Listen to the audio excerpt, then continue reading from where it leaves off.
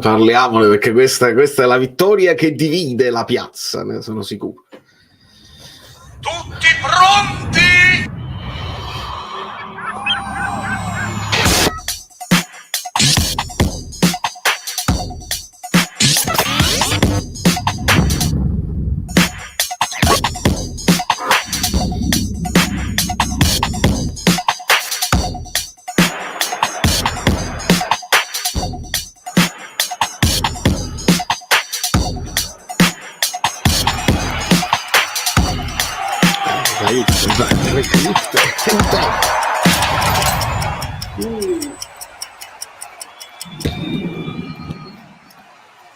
Allora, esatto, bravo,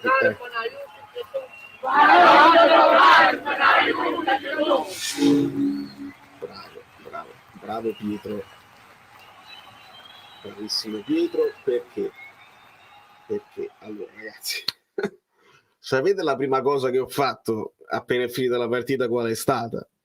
Sono andato a vedere la partita successiva a Braga-Napoli, perché ricordate benissimo, io ero fuori sede, la partita la vidi sul telefonino ed ebbi delle sensazioni tremende e avemmo molto mazzo all'epoca col Braga, perché un po' sfortunati nel primo tempo, molto fortunati nel secondo tempo, perché l'avremmo potuta perdere e pareggiare, ricordiamo il palo eccetera eccetera. Allora là io chiedo, no? Perché ricordare le vittorie sono importanti, ti aiutano ad avere consapevolezza, ci sono vittorie preoccupanti, ci sono sconfitte che ti convincono, per esempio la sconfitta con Real Madrid, tu resti un po' con l'amaro in bocca, però dici vabbè, dai, si poteva fare questa vittoria qui, per atteggiamento, per proposta di gioco, per il proprio come si dice, il fatto del body language, ecco, non mi veniva la parola in inglese, probabilmente.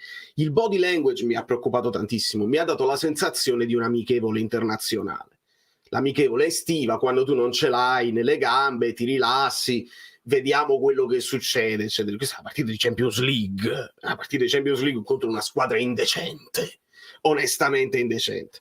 Allora io ho letto un pochino di commenti, adesso vi leggo tutti e vi saluto. C'erano 100 like preventivi, quindi adesso saliamo a 200 immediatamente, perché Pietro è bravo e dice i like sono a prescindere dal download, se ci è piaciuta la partita o no, il like è per noi, per la community.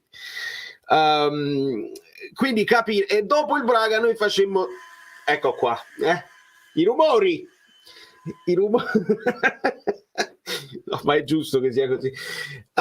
Dopo il Braga facemmo 0-0 con il Bologna, di conseguenza però per la partita col Bologna tu metti quel rigore così, quindi un po' di preoccupazione io ce l'ho, però vi dico anche non può essere così brutto il Napoli, è un unicum, questa partita è un unicum. Se con la Fiorentina tu puoi parlare tatticamente di quello che non è andato, non hai letto la partita, qua parliamo anche di prestazioni individuali che devono essere un unicum circoscritto.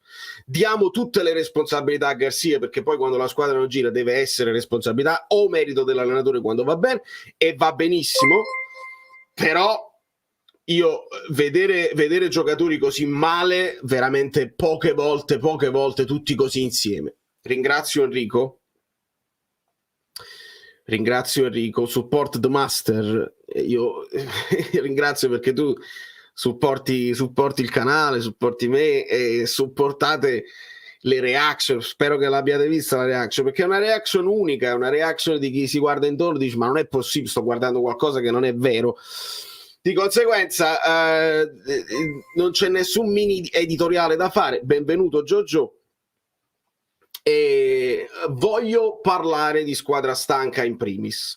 La scelta, ecco, a Garcia si può chiedere, questa è l'unica domanda che dovete fare a Garcia, con il senno di poi, quindi metti la mano avanti che non sei un veggente, non ne capisci più dell'allenatore, non irritatelo, perché altrimenti andiamo allo scontro e non serve. La domanda da giornalista da fare è, con il senno di poi, visto che la squadra mi è sembrata un po' stanca, rifaresti le scelte di formazione confermando tutti gli 11 del Verona?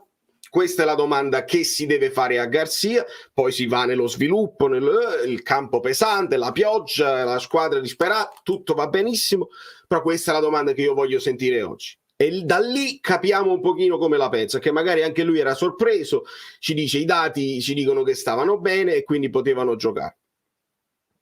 Allora, quindi io ringrazio Enrico, sempre, ringrazio Stefano. Tra l'altro a Stefano, comunicazioni di servizi, mi devi togliere lo Zano, devi abbassare la grandezza di default a 120 e poi gli altri penso tutto a posto, va benissimo.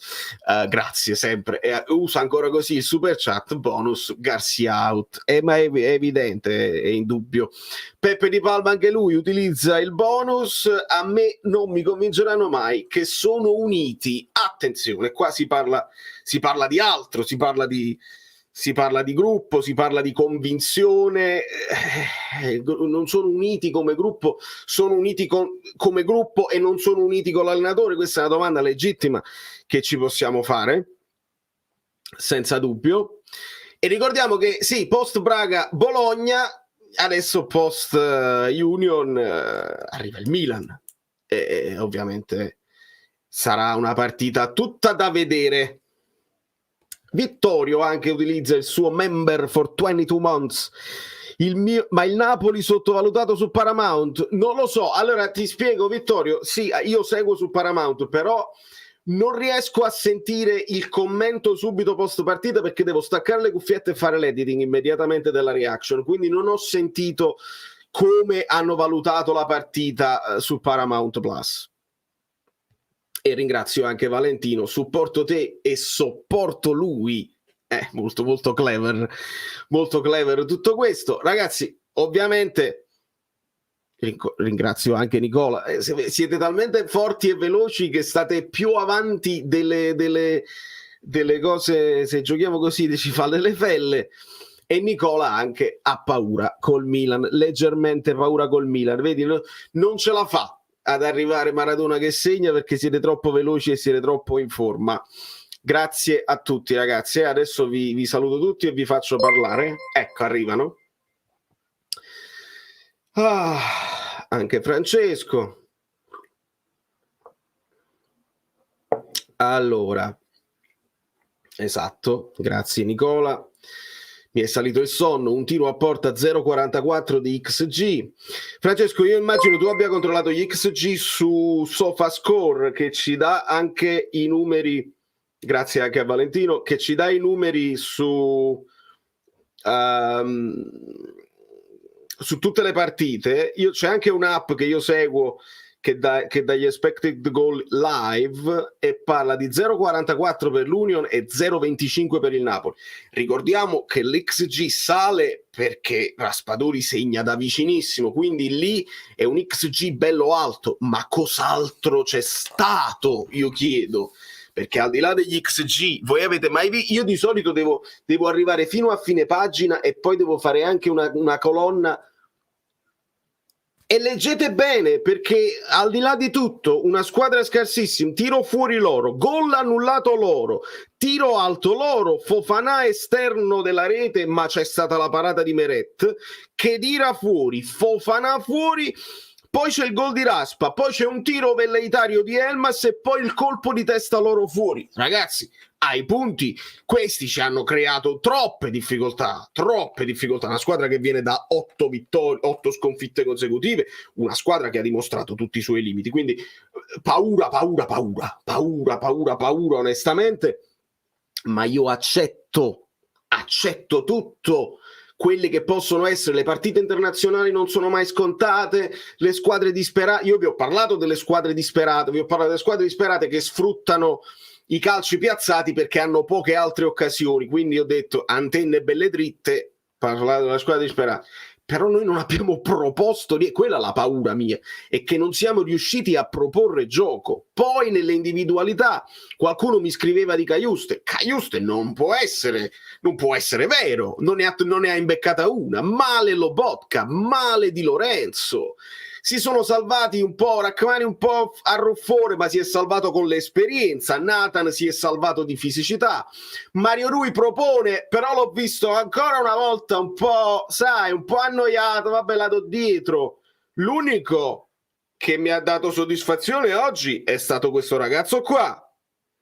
Si è preso le responsabilità, ha detto qua non si muove nessuno, io devo fare quello che so fare, cioè puntare l'uomo e superarlo. E se non avesse fatto quella cosa, nessuno si venga mai a lamentare di Kvara che tenta troppi dribbling. Attenzione, utilizziamo questa vittoria per questo, che nessuno si metta a lamentarsi di Kvara perché Kvara ci risolve le partite. Attenzione, attenzione. C'è anche Tore Falanga, vorrei aspettare Maradona, ma già ti leggo, perché sei sempre generosissimo. L'Union ha fatto tirare solo 7 volte in porta su 35 tiri il Real. Il Napoli slegato a causa del centrocampo non funzionante, Nathan top, Mario che lotta e scarica su Kvara che fa la magia per Raspa. L'Union ha fatto tirare, però 7 volte in porta su 35 tiri va bene, vuol dire che si sono difesi strenuamente, e 35 tiri il Real propone, eccolo qua, te lo dovrei fare. Il Real propone, deve essere poi più preciso sicuramente. Ricordiamo che la partita del Real ovviamente la sbloccano solo alla fine.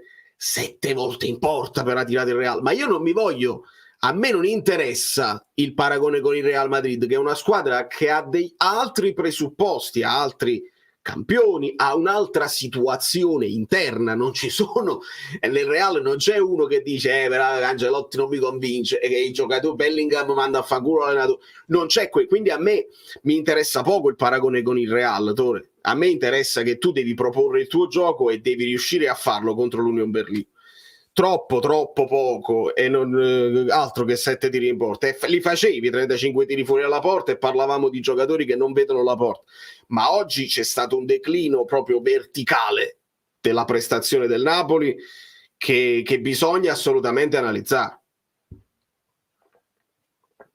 Nathan mi ha svegliato dal sonno, esatto, Paco, Nando, tutti mi state parlando di Nathan, quell'urlo vuol dire che nel campo lui c'è, vuol dire, ma ci sono, non è che giocatori, io la sensazione ovviamente di partita amichevole, perché li vedi là annaspare, annegare quasi, e lì su quella scivolata Nathan ci ha fatto capire quanto era nella partita. L'ha detto Stampa, ciao ragazzi, Vale stasera era uguale a te nella reaction, manco Ventura non giocava così in Serie C, con Berrettori, Varricchio, Montesanto hanno ucciso il Napoli, vincere così non ci sto, difendersi con l'Union Berlin, che vergogna. Mo al di là delle parole, ti rispondo Fabio, e poi rispondo anche a Valeria. Io lo so, poi mi viene anche a me. È certo che si abbassa, è chiaro. Viene anche a me dire delle cose che poi fanno male, perché siamo poi innamorati della squadra e non è che ce la vogliamo prendere con i ragazzi. È più facile poi prendersela con l'allenatore perché siamo meno affezionati. È chiaro, con Garcia io so, è nuovo e quindi siamo meno affezionati. Valeria, di questa partita io salvo solo l'urlo bestiale di Nathan. Già, anche un certo Giorgiano che si è preso la squadra sulle spalle, che scuola. Vedi, lo dici in napoletano, lo dici in un altro modo, è inevitabile. Io cerco di essere un pochino più calmo durante la reaction, me la dovete concedere, perché la reaction è vita reale, è proprio è la realtà delle mie emozioni. Adesso siamo ancora a tiepido, facciamo l'analisi, poi domani sarà ancora più importante, perché io voglio vedere se i numeri corrispondono a quelle che sono le sensazioni, voglio vedere se il Napoli ha fatto troppi passaggi all'indietro, voglio vedere se il baricentro era basso, se ci sono stati semplicemente azioni personali, cioè proprio errori personali di ogni giocatore, malissimo, e quindi Garcia l'aveva preparata bene. Non ho visto Raspadori venire incontro, non ho visto fare degli scambi, le cose belle che abbiamo visto fare contro il Verona nel primo tempo, tantissime cose belle, e comunque avevamo visto un po' di stanchezza e un po' di sbavatura che si è portata nel secondo tempo. non avendo visto queste cose qua, io mi tengo la vittoria, do il benvenuto ai 3 punti, ma l'analisi è un po' preoccupata e non ce la faccio a non dirlo, senza andare nello scuotere, la vergogna, perché mi dispiace.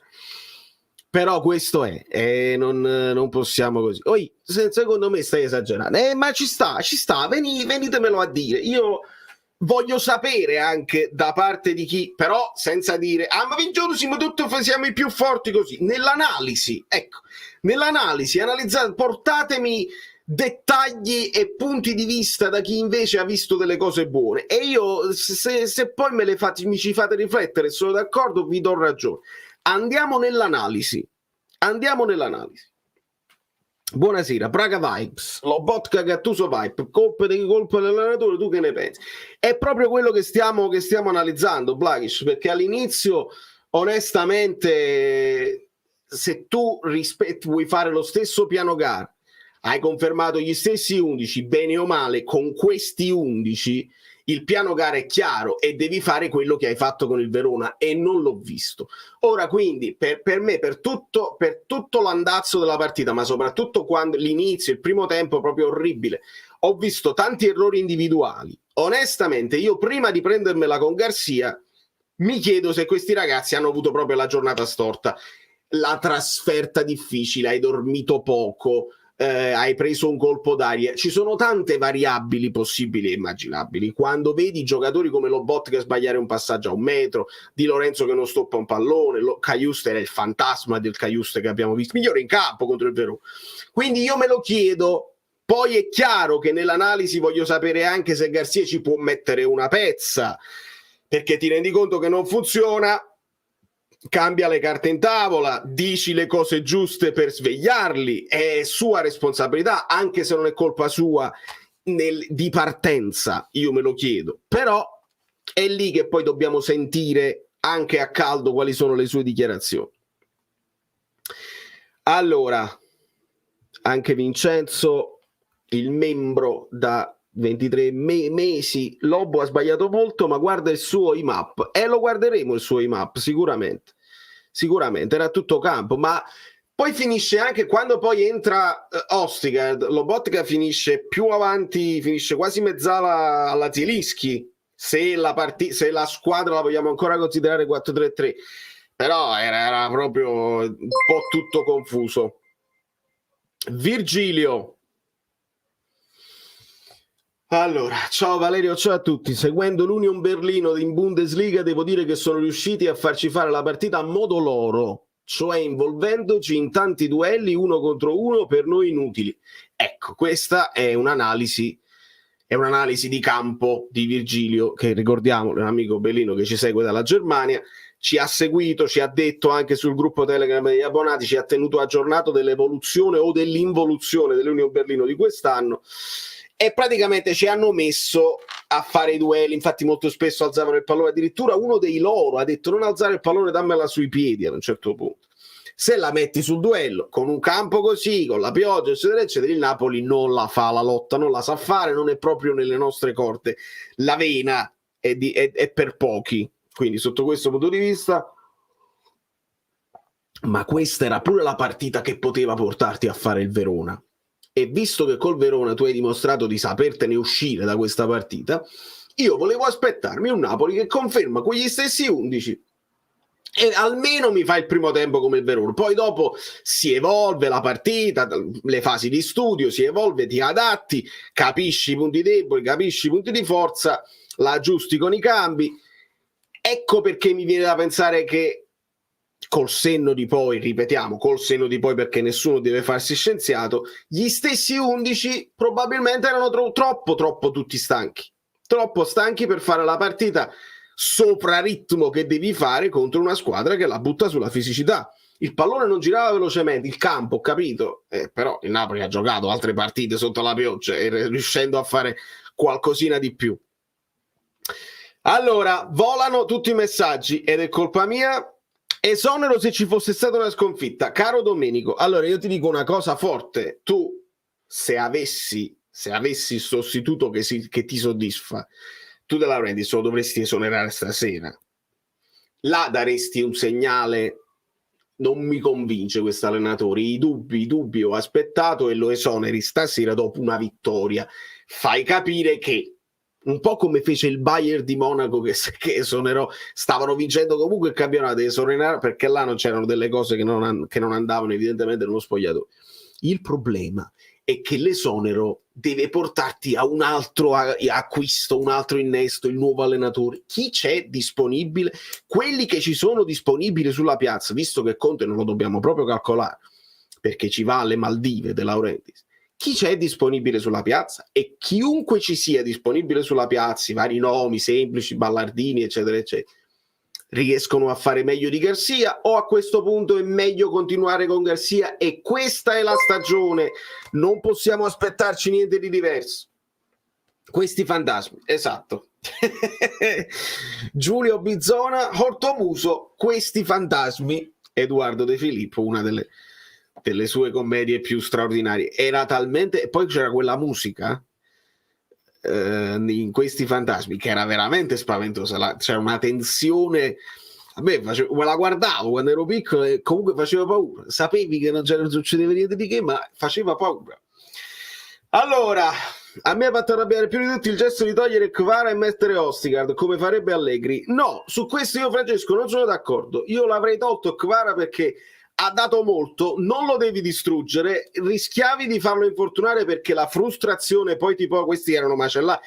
Politano ha preso 3-4 mazzate serie ed era pericoloso lasciare Kvara in campo, che comunque continuerebbe a fare l'uno contro uno, e questi poi ti entrano nelle gambe, perdi Kvara per una partita che stavi comunque vincendo. No, io sul cambio di Kvara sono d'accordo. I rumori. Non sono d'accordo nel mettere Ostigard perché dai quel segnale di paura. E se non sbaglio mise Ostigard pure con il Braga e ci abbassammo tutti, aiuto che paura la pallata, eccetera eccetera. Il segnale di paura. Metti Zerpin è comunque un segnale di paura e alla fine erano finiti i giocatori. Purtroppo siamo corti, rendiamoci conto che venendoti a mancare Osimhen, venendoti a mancare Anghissà, venendoti a mancare Juan Jesus, quelli che poi possono ruotare stanno tutti là. Potevi mettere un Gaetano per esempio, non lo so. Sì, c'erano delle varie cose. Metti Ostigard perché ti sei reso conto che eri in difficoltà, quindi dai un segnale di paura, ma hai portato la partita a casa. Ostigard ha fatto un po' di diga. Non me la sento di criticare questa cosa qua in particolare. Io critico di più il fatto di non aver visto proposta di gioco, proprio 0-0-0. Ciao Antonio, è volata la penna. Bisogna continuare con Garcia e nel frattempo firmare tutti una petizione pro Palladino. Caro Antonio, Palladino a me piace da sempre, piace da morire. What is happening? He's trying to get it for you. Get it? What? The pen is here. No, it's okay. Okay. That's fine. You know what I like. Beef or chicken? Yeah. Beef or chicken? Beef. No, beef. Palladino mi piace molto, non lo so se si può bloccare, se ha intenzione di venire. Vediamo cosa ci propone, perché ricordiamo che io sono 2 anni, quindi comunque l'anno prossimo dovrebbe poi esonerare e ripartire. È difficile, è un po' di menù, sì. Non possiamo aspettarli nulla di più da Garcia, quest'anno andrà così, soffriamo, analizziamo e vediamo di arrivare ai quarti se si può, e poi hanno un nuovo City nuovo, esatto, con la riflessione che comunque lui ha 2 anni di contratto, se non sbaglio ha firmato un 2+1 e quindi anche lì devi farlo, cioè devi averlo già pronto, devi fare l'esonero appena finisce l'ultima partita, esonero e riparti con tutto il tempo e gli fai fare il mercato, eccetera eccetera. Sì, non sono riuscito a diventare ancora vegano. Non ho avuto l'impressione di guardarmi una partita di Champions. Esatto, Paco, era un amichevole. Con questa intensità contro il Milan ci aspetta un'umiliazione. No, è chiaro, se così non scordiamocelo proprio. Ma non può nemmeno... Cioè, vi ricordate quando Garcia dice non c'è bisogno di ricordare le motivazioni perché è una partita di Champions? Io non vorrei che sia passato, secondo me pure per questo lui conferma i titolari di Verona, anche per mandare il messaggio: questa è partita seria. Secondo me lui ha avuto un po' il sentore che la squadra fosse un po' rilassata, ecco. La mia paura è questa, perché poi diamole tutte le colpe a Garcia, non c'è problema. Però non vorrei che lui si sia reso conto, ha detto: è meglio che confermo gli 11, così non do la sensazione di troppi cambi, turnover, partita facile, perché poi facevi i cambi, facevi questa partita e quindi il pericolo e la sensazione che i ragazzi la stessero sottovalutando, a me sembrava proprio che alcuni di loro si scocciassero, e non è possibile, non è mentalmente possibile, che proprio volessero stare altrove. E spero di sbagliarmi, spero che sia una sensazione completamente sbagliata. Contro il Milan non c'è proprio questa possibilità, al massimo ci possono fare un mazziatone tecnico, però non può, il Milan che ti ha dato 4 palloni, il Milan che ti ha buttato fuori dalla Champions, il Milan che faceva così sullo scudetto, adesso devi fare tu così sullo scudetto. Poi come arrivi a fine campionato, ma devi dimostrare l'orgoglio che dimostrava Giroud quando si toccava lo scudetto sul petto, quindi lì non c'è proprio dubbio che ci sarà. Marco, io la penso come te e stasera mi sono strozzato la vittoria in gol, un difensore per un attaccante, difendere 1-0, 10 minuti in area a pregare come tanti anni fa. Sì. Lo so. Ragazzi, non è che così tutto ad un tratto dopo Verona il mister abbia detto di non giocare a calcio. Kvaratop, Zielu, ragazzi, il giocatore più forte del cielo, senza di lui il Napoli non gira. Sì, Zielinski sì, ma poi tutti sotto il livello. Io sarà difficile fare la pagella. Io ho messo un 6 a Meret perché ha fatto quella parata nel primo tempo e poi tutti i tiri che hanno fatto loro erano fuori.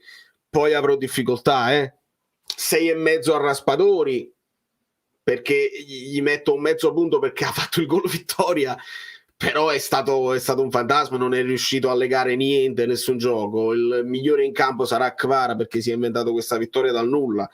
Poi vado in grossa difficoltà con tutti, È una vittoria di Champions, uno vuole alzare i voti, però diventa difficile.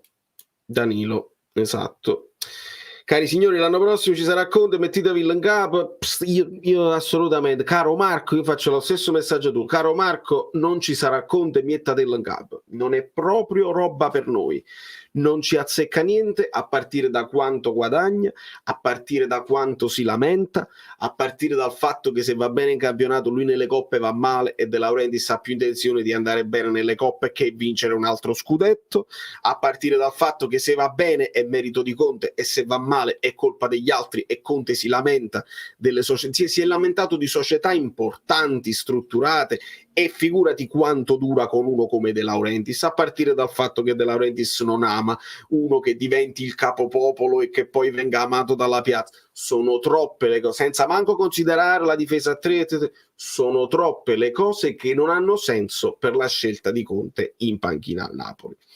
Poi arriva e io vi dico: ah, che sorpresa, caramba, che sorpresa, ma è una sorpresa. Unendo tutti i puntini parliamo di grande sorpresa. Certamente l'unica cosa positiva è il risultato, però addirittura vergogna dopo una vittoria in Champions, non esageriamo, non bessimere in campo, molti errori tecnici e in ritardo sulle seconde palle. Sì, analisi giusta, e capito, ho paura di questo, che si crea quell'hype, poi chi arriva resti deluso. È questo che voglio evitare. Ecco perché alle volte io sono sempre molto pacato nel giudizio dei giocatori tout court. Cioè, questo giocatore è un giocatore da Champions, questo non è da Napoli. Io sono pacato perché analizzo partita dopo partita. Su certe altre cose, Cristiano Ronaldo viene a Napoli, si paga con le magliette, viene Messi. Vi dico, non vi illudete, perché se poi non succede, qualcuno dice: però mi avevano detto che ci avevo messo il pensiero, e quello che arriva al posto di quello che tu poi ti sei fatto il pensiero viene già visto come un minus, come un minus, come una diminuzione. Perché capì, sta arrivando Danzo, sta arrivando Killman, sta arrivando quell'altro, ma Propanos eccetera arriva Nathan, e uno dice: ma poi Nathan non gioca, non è ancora pronto, sta imparando l'italiano, Nathan non è male, quindi piano, senza esaltarci e pensare che arrivi chissà che cosa, e poi quando arriva, come con Garcia, lo analizziamo e vediamo un pochino. Palladino o Dionisi l'anno prossimo, vendi Osi e qualcun altro, prendi i giovani, fai un comunicato per i clienti, noi tifosi, dicendo abbiamo vinto un anno così e così, ma adesso ripartiamo. Sarebbe un discorso molto maturo, caro Fabio, però non so quanti lo accetterebbero e non so se ha intenzione di farlo il presidente. Sarebbe un discorso che io accetterei alla grande.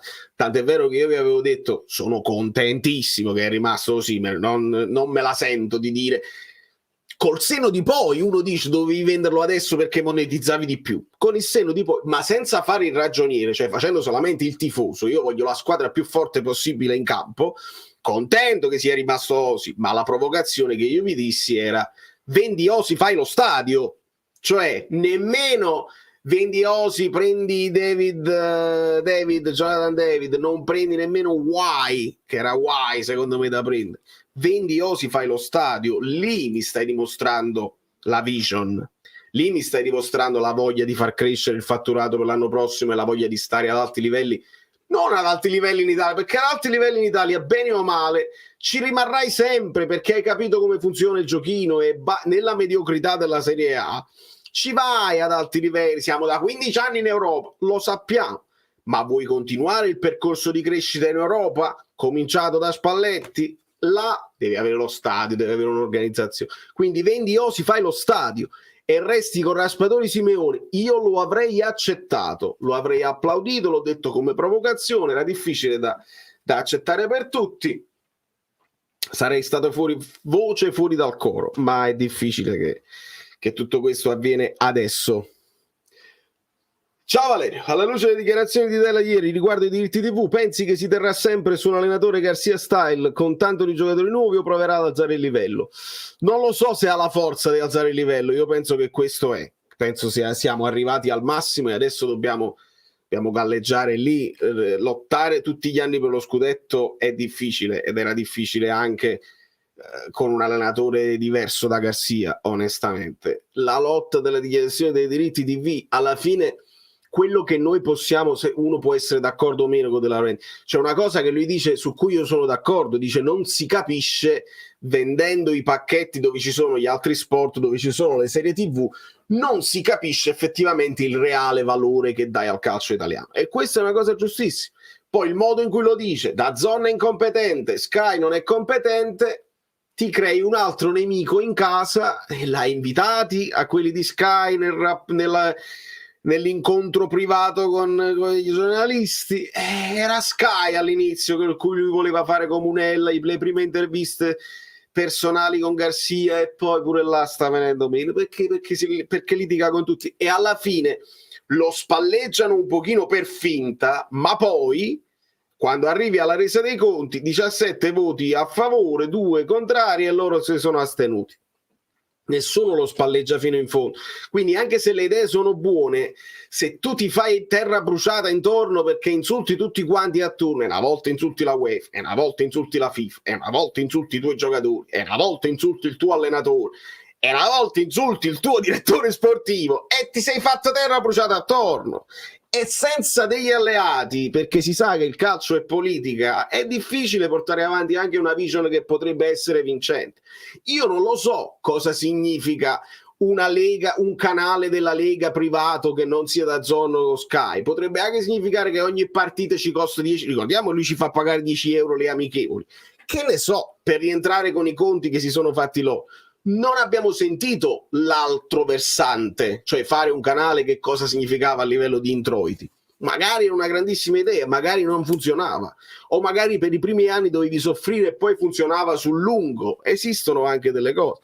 Quindi la risultante è che lui è solo. Purtroppo quando sei solo non è facile andare avanti. A noi serve un allenatore che abbia voglia di giocare a pallone, anche sul 3-0. Continui ad attaccare gente come De Zerbi, Palladino Italiano, allenatori come Allegri o Garcia sono superati. Sì, il paragone Allegri-Garcia in questo momento da un certo punto di vista lo capisco, però è un po' banale, è un po' un banalizzare. Yes. Steak. Devo scegliere. È un po' banale perché Allegri Ragazzi, se noi andiamo a vedere i numeri di Garcia, e quest'anno Allegri ha alzato i suoi XG, l'atteggiamento della squadra con Allegri è diverso. Garcia è uno che quando la partita, questa è la prima partita dove ho visto veramente la rinuncia al gioco, quindi non mi piace il paragone Allegri-Garcia. Gli altri che hai citato, De Zerbi piace perché nel frattempo ha fatto tutta la sua esperienza all'estero e quindi ha smussato anche dei problemi.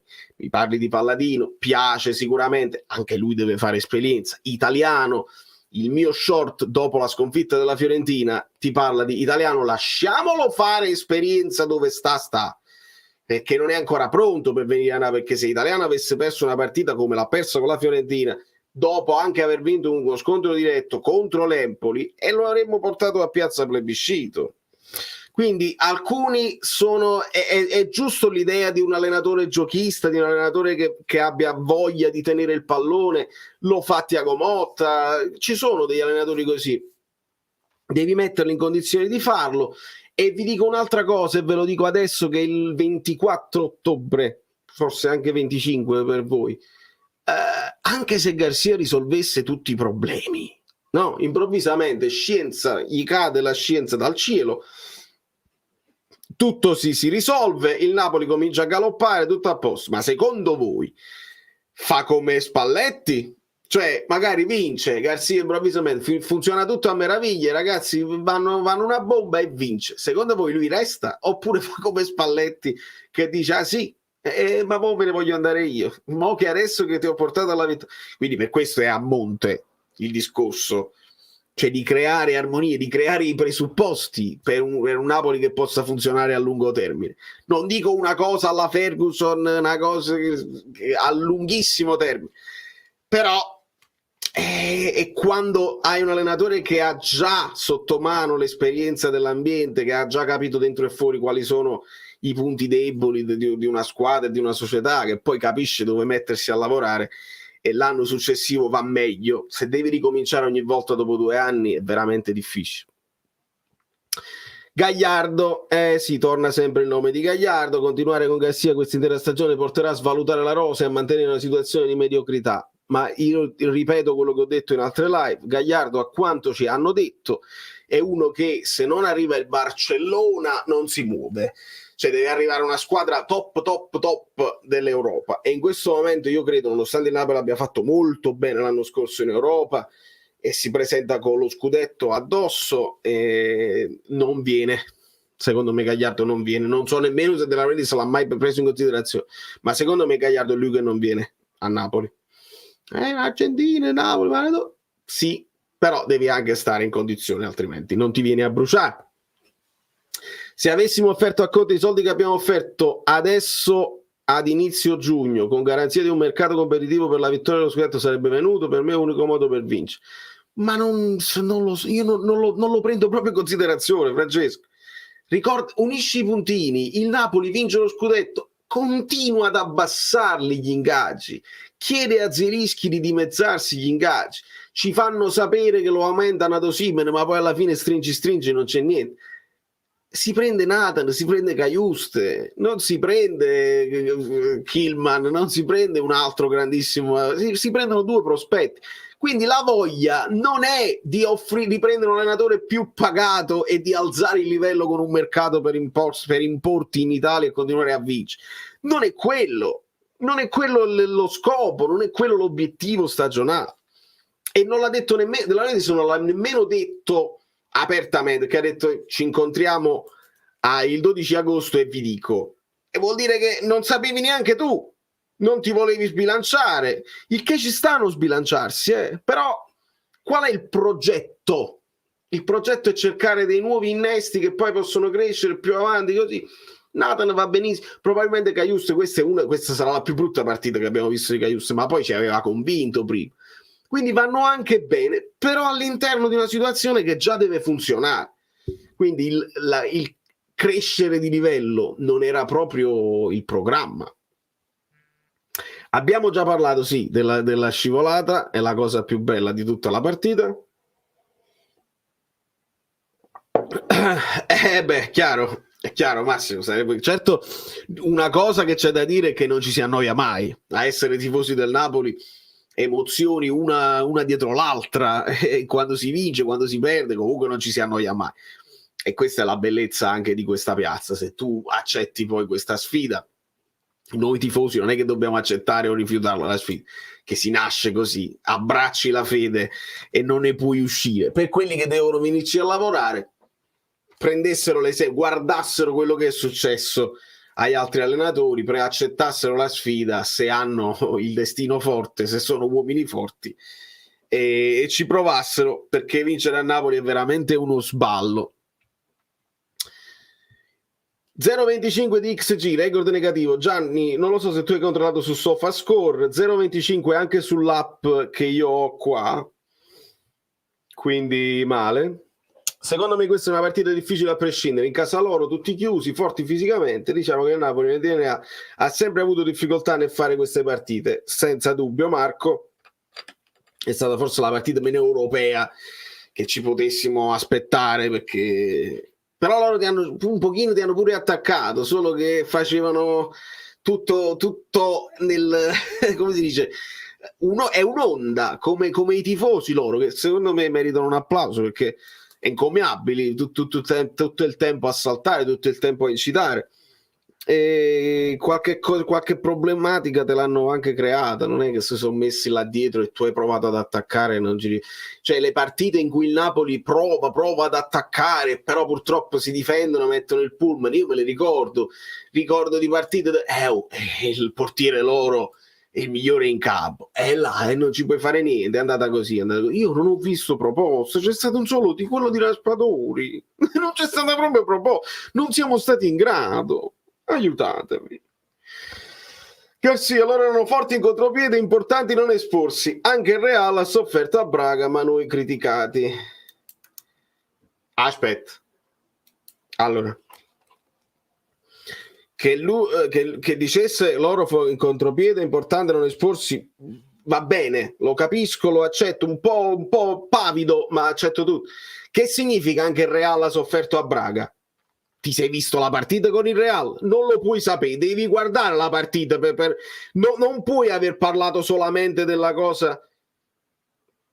Braga 1-2, Rodrigo, Bellingham ha fatto un altro gol, poi Diallo. Ti sei visto gli XG. Ti sei visto gli XG, perché Braga 1,69 di XG e Real Madrid 0,82. Si è visto gli XG. Non si analizza così, non si può analizzare così. Se non l'hai visto una partita non puoi mettere in mezzo il Real Madrid. Queste sono le cose che io non sopporto di Garcia. Queste sono le cose che non sopporto di Garcia. Può starci il lapsus, non ti sei accorto che ho tolto metto Elmas perché Camavinga era già uscito, ci sta tutto, fa niente. Ma non puoi parlarmi del Real Madrid, parla del Napoli. Questo non va bene, è questo che non mi convince.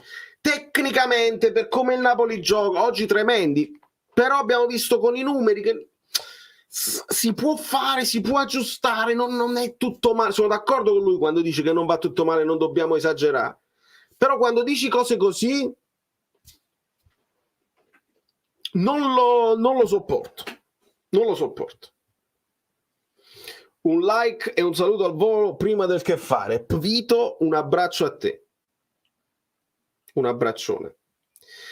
Mai visti tanti errori tecnici, Lobo irriconoscibile, Raccomani in ripresa e altra ottima prova di Nathan. In Italia o te non è fatta a Kvara, ma meno male che in Germania non se lo sono guardato. È un po' come Garcia, che non si guarda. Mica se li può guardare tutti i giocatori. Sì, ma anche il discorso che in Italia te non è fatta a Kvara, ovviamente Valedin, so che sei sarcastica, perché non è assolutamente così.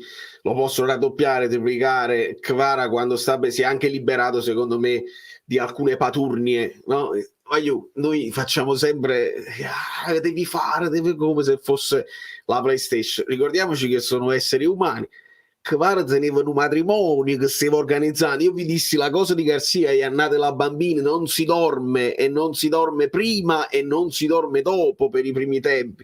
Noi non lo vogliamo mai considerare, lo devono fare i professionisti, devono essere sempre perfetti e non possono mai così. Kvara stava preparando un matrimonio, e quando prepari un matrimonio ma gli invitati, ma i fiori, ma tu pensi solo al pallone, ma mi vuoi dare una mano, devo fare tutto io. Guarda che è tosto. Probabilmente torto sia anche la cosa del matrimonio da mezzo, tutto a posto, medievali, ci vestiamo tutti di bianco.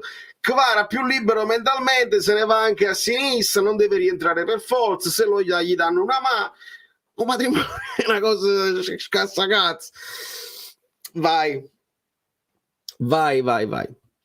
accettiamolo, è mediocre lui, lo staff si è portato a lungo andare, sarà peggio, spero nell'estremo il prima possibile. L'ha detto Stampa, parole di Garcia, non è stata la miglior prestazione, mi è piaciuto il gol per il doppio recupero, il Real Madrid ha sofferto a Braga ma noi criticati, ma quindi stava guardando l'altra parte.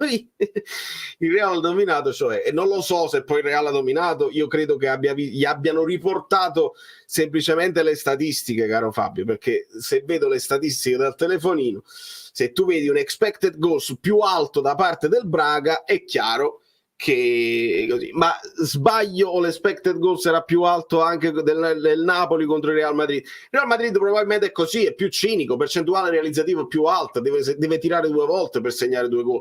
Non confrontiamoci con squadre di un livello che non è il nostro e che non può mai esserlo, e che noi ci possiamo confrontare giocatore per giocatore, perché poi tecnicamente ognuno, se fanno la partita al massimo del loro livello, Lobotka è un signor giocatore, Kvara è un talento.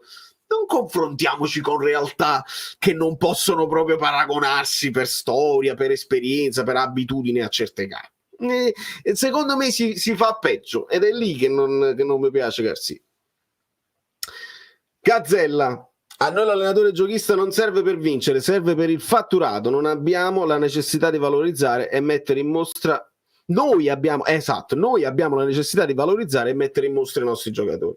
E sotto questo punto di vista sì, ed è lì che poi non capisco, hai capito? Perché la tua considerazione è giusta, e quindi hai sbagliato proprio tu, perché se pensavi che con Garcia avresti valorizzato i giocatori per poi farli crescere di valore, là hai toppato, dovevi essere consigliato un poco meglio, perché Garcia in questo momento ci sta dimostrando più pragmatismo che voglia di giocare bene, di prendersi complimenti, perché toglie Kvara e mette Østigård, e vi ripeto, togliere Kvara e mettere Østigård porti il risultato a casa, non è nemmeno un errore, a me non è quello l'errore.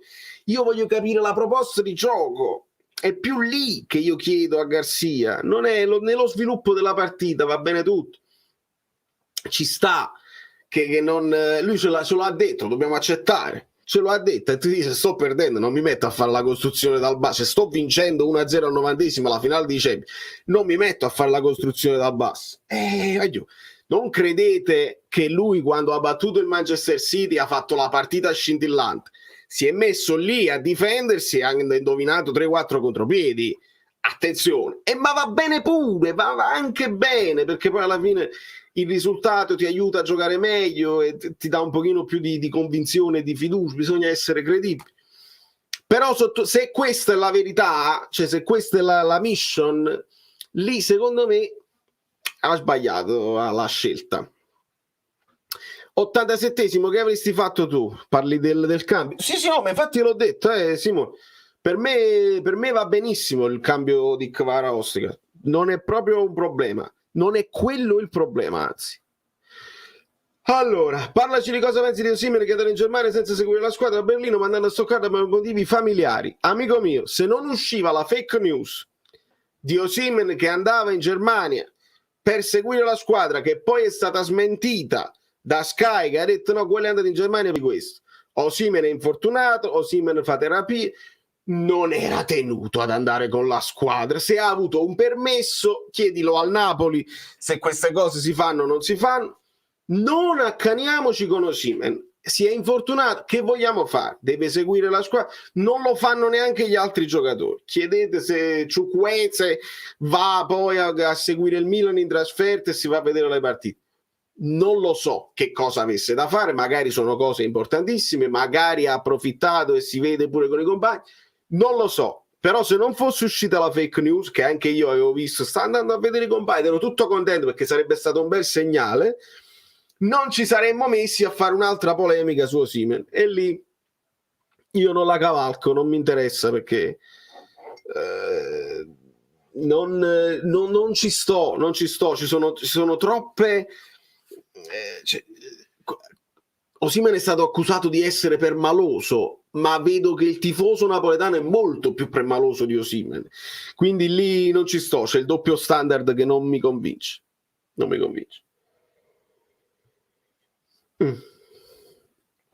Esatto. Con il Manchester City Sterling si mangiò a portavuoto il gol più semplice della storia del calcio, vinse per grazia divina. Ed è per grazia divina l'errore sulla panchina dei campioni d'Italia.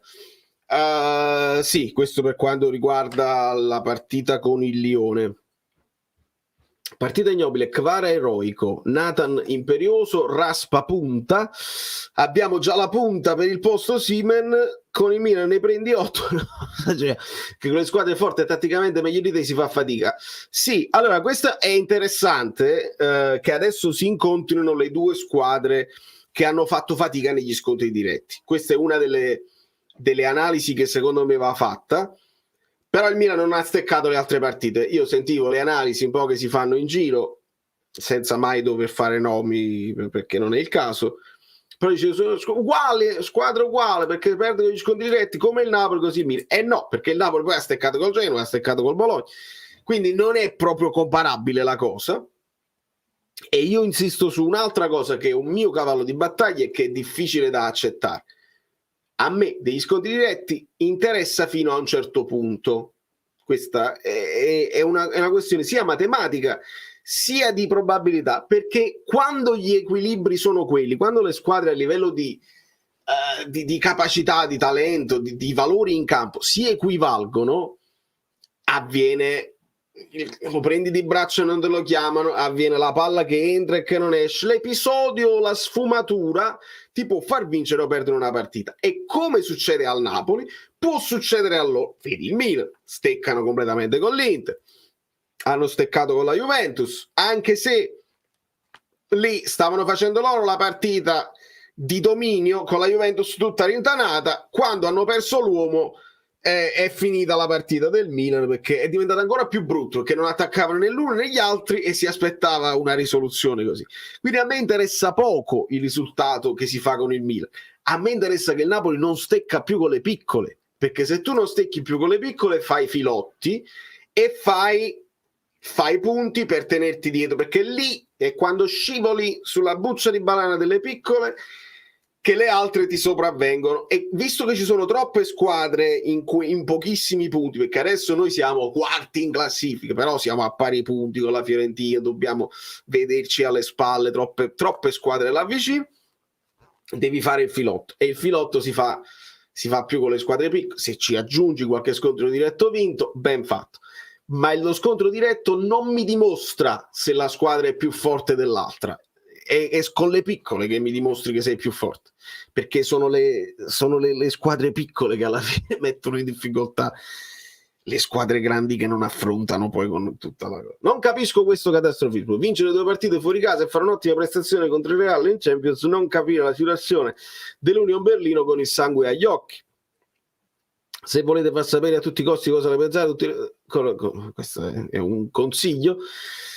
3-4-2-1 con Palladino e Kvara a mezza punta alla Colpani mi stuzzica parecchio. Io mi prenderei anche Colpani, Kvara da una parte, Colpani dall'altra. Ciao, bellissimo, bellissimo. E là puoi giocare anche Raspadori, perché ricordiamo che Palladino per tanto tempo ha giocato con Petagna prima punta e riusciva a fare anche friggere, insomma, il pesce con l'acqua con Petagna prima punta. Veramente, veramente tanta roba. E va bene anche la difesa a 3, perché non è detto che la difesa a 3 non funzioni, e l'importante è la proposta di gioco, i principi di gioco. E secondo me e lo dico anche come content creator, mi diverte imparare qualcosa in più che non conosco. Ti trovi, Raffaele? Perché mi sa che è così. Mi sa che è proprio così. Sicuramente vale ragione, se volevi vincere solamente per dare una botta mentale prendevi Scalvini, Vlahovic, Conte, dicevi con i fatti che dal tavolo dei grandi non ti vuoi alzare. Sì, se volevi dare una scossa, pure io l'ho detta questa cosa, vatti a prendere Vlahovic. Ti vendi così, vatti a prendere Vlahovic. Però mentre lo dico so anche che Vlahovic non è detto che voglia venire. Ci sono anche dei giocatori che tu ti puoi permettere proprio economicamente, non è che il Napoli ha i debiti, il Napoli economicamente può permettersi di fare qualche sgarro alla regola, come ha fatto pure con Osimhen. Lo puoi fare, puoi dare un segnale, però devi vedere se i giocatori vogliono venire, perché molti purtroppo noi dobbiamo confrontarci con dei rifiuti che ci sono stati e non tutti fanno la corsa per venire al Napoli, purtroppo. Il merch, la partita sporca giocata male da entrambi capita sempre, vincere è solo una cosa positiva, ma il peggior Napoli di Gattuso tirava di più in porta in ste partite voglio. Infatti a me il voler tornare sempre a utilizzare Gattuso come metro di paragone con me cascate male, perché io l'ho analizzato, è lì che io poi sono diventato ancora più appassionato dell'analisi, perché il primo video in assoluto io lo feci post Sarri, la partita con la Fiorentina eccetera eccetera, ma ancora non avevo alcuna intenzione di andare nel profondo. Dopodiché nel finale di Ancelotti io cominciai a dire ok, cominciamolo a fare, poi c'erano problemi, tutta la pandemia eccetera eccetera. Io il Napoli di Gattuso l'ho analizzato dentro e fuori con problematiche, con gli errori, con i difetti che aveva. Non mi dimentico quello che abbiamo fatto, però, e onestamente non è solamente il problema di tirare di più in porta. Dagli un po' di tempo e vedi che le cose cominciavano a girare in maniera seria, perché poi è andato in crescendo il Napoli di Gattuso senza considerare l'ultima partita col Verona. Napoli-Verona e Gattuso ci deve spiegare Napoli-Verona, Garcia ci deve spiegare Union Berlino-Napoli e tante altre. Quindi il paragone non mi entusiasma onestamente. Qua però vi dico una cosa, è semplicemente, visto il periodo che non ci convince l'allenatore, ognuno prende il suo incubo peggiore e dice: oh loco, io mi pare un Napoli di Angelotto, oh loco, mi pare un Napoli di Gattuso, oh loco, per esempio Ventura, per esempio Donadoni. Ognuno prende il suo incubo peggiore e lo sovrappone a quello che è Garcia in questo momento, perché stiamo rivivendo un momento di non grande serenità. Napoli molto più sereno, si aiutano tutti, partita difficilissima con avversaria chiusa dietro, è importante recuperare il morale che aiuta a vincere, illudersi, fare filotti dell'anno scorso ci sta. Illudersi, fare filotti, cioè non lo puoi fare il filotto, ma io sono d'accordo Yuri, questa vedi è la richiesta che vi ho fatto, cioè portatemi l'analisi del positivo di questa vittoria e ci sta come riflessione. Io sono d'accordo quando dici non ci dobbiamo illudere di fare filotti, perché secondo me quando si aprono le porte del pettegolezzo e della riflessione, insomma a voce alta, ti daranno se tu hai già impostato una stagione che sarà così, cioè facciamo 2 grandi partite con il Lecce, con l'Udinese, lo vuoi bene, poi la depressione della Fiorentina, aspetta però, ma abbiamo vinto bene con il Verona, così, ma abbiamo vinto però con la depressione di non aver giocato bene. Ci sarà questa alternanza e la dobbiamo accettare, sarà un'annata emozionante, sotto questo punto di vista non ci si annoierà, non saremo sempre contentissimi, speriamo che, perché ricordiamo sempre l'obiettivo non è distruggere tutto e ricominciare, ma l'obiettivo sarebbe quello di ricucire e trovare il meglio da questa stagione che in questo momento, ricordate, apriamo un ciclo, no, abbiamo chiuso il ciclo con lo scudetto e abbiamo ricominciato da capo, anche con la stessa squadra, però ovviamente con il direttore sportivo diverso, con l'allenatore diverso, e in qualche modo stai cominciando da capo e non tutti quelli che sono rimasti sono contenti di stare. Questo è evidente. Non so se avete visto l'intervista di Lorenzo, ma teneva 2 occhiaie improponibili. Il capitano deve riposare, anche a rischio infortunio così. No, hai ragione Alessio, ma nessuno ti può accusare di portare Deji perché gliel'ha portata il giornalista che gli fece la domanda, ma sei un robot, ma non sbagli mai niente, ma giochi sempre. Non si dice in pubblico, non si dice proprio al diretto interessato perché gliel'ha tirata, ma al di là delle occhiaie che tu hai notato, si nota proprio in campo che non è brillante, che il passo non è quello lì, poi lui si impegnerà al massimo, e hai ragione, c'è il pericolo infortunio, ma senza nemmeno arrivare all'infortunio c'è il pericolo proprio della partita sbagliata, che sbagli l'intervento, ti capita una svirgolata, non controlli un pallone, stai in difesa e ti fanno gol. Ora gli altri ci stanno mettendo una pezza, l'aiuto a tutti che qualcuno diceva, sì, ci sta, è comunque un gruppo giovane, e sotto questo punto di vista secondo me sono uniti tra loro. Poi ognuno avrà le sue paturnie, sotto questo punto di vista non lo possiamo sapere, uno pensa al contratto, uno pensa a un matrimonio, uno pensa alle altre cose, questo è da tenere presente così en passant. Però il capitano deve riposare, lo sto dicendo da 4 partite, e capisco non farlo riposare quella là, non capisco farlo riposare questa qua, non lo puoi far riposare con il Milan, quindi deve tenere ancora duro, dopodiché fallo assolutamente. Garcia ha dimostrato di essere uguale a Spalletti, titolarissimi, quindi lo diciamo a Garcia, lo dicevamo a Spalletti, i titolarissimi ti hanno portato uno scudetto, quindi non è nemmeno una cosa a prescindere sbagliata, però ti devi rendere conto, ci sono dei momenti in cui i titolarissimi te li puoi permettere, vanno tutti a 1000, e ci sono dei momenti in cui i titolarissimi non ti garantiscono né prestazione, il risultato è andato ma se non ti garantiscono la prestazione devi assolutamente riposare. Ha riposato contro Malta, ma quello è un di più, amico mio, è un di più. Comunque ha fatto una partita poi con l'Inghilterra, quindi la partita con Malta sarebbe stato un di più in una tabella di marcia che comunque ti impone un super lavoro anche infrasettimanale. Non è riposo quello, ma può essere pure che io sbaglio e che ci porta ai numeri giusti Guido Gentile, scopriamo che invece di Lorenzo quest'anno sta giocando molto di meno. Buonasera amiche belline, buonasera amici bellini, buonasera Valerio. Col tuo permesso vorrei salutare tutte le cassiere. E anche i cassieri maschi, perché così siamo inclusivi. Sì, siamo inclusivi. Il Napoli doveva vincere col Verona, ha vinto. Il Napoli doveva vincere col Berlino, ha vinto. Hanno giocato gli stessi calciatori, ma 2 partite molto diverse, che immagino lasciano un po' l'amaro in bocca. Ma prima di tutto non è mai facile vincere in Europa, poi soprattutto con una squadra che chiaramente sembra nettamente inferiore al Napoli, ma venendo da 8 sconfitte consecutive comincia a essere troppa la pressione, poi diventano veramente da leggere grandi numeri. Oggi tante cose non sono andate, il Napoli è sembrato una manovra, penso che non dirò nulla di trascendentale, anche se qualcuno casomai si lamenta che parliamo male del Napoli, però ho detto molto farraginosa, e sono venuti a mancare anche dei calciatori che sono per noi delle assolute certezze, no? È troppo facile dire che Cagliuste ha sbagliato più di un appoggio, ma anche di Lorenzo e Lobocca, quindi nel primo tempo il Napoli ha accettato giocare sotto ritmo con l'Unione Berlino che pressava molto e cercava soprattutto di non perdere, era molto compatto, però l'azione del Napoli è stata lenta, imprecisa e macchiavellica.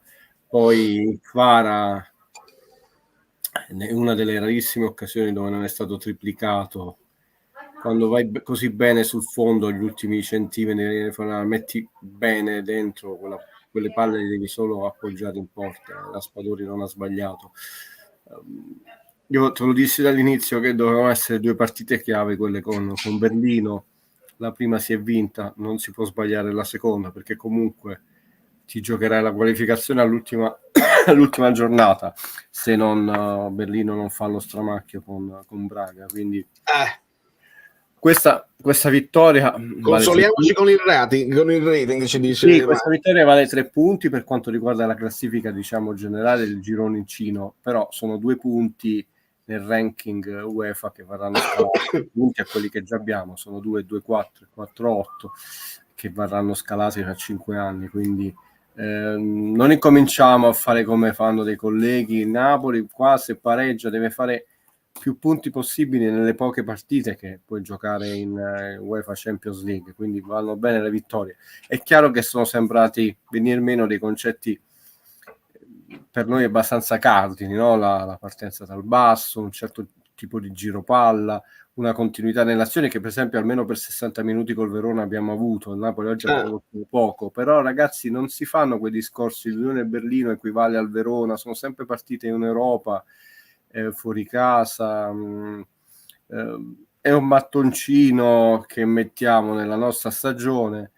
Io penso che gli amici Bellini scusate, gli amici Bellini, Valerio in particolare come capofila, l'hanno capito che questa è una stagione nuova, totalmente diversa, e questi continui paragoni come l'anno scorso, così facemmo, 6-1, l'Ajax, abbiamo predicato calcio, cioè, non si analizza così, non si fanno, dava fastidio anche ai giocatori questo parallelismo continuo nel bene e nel male.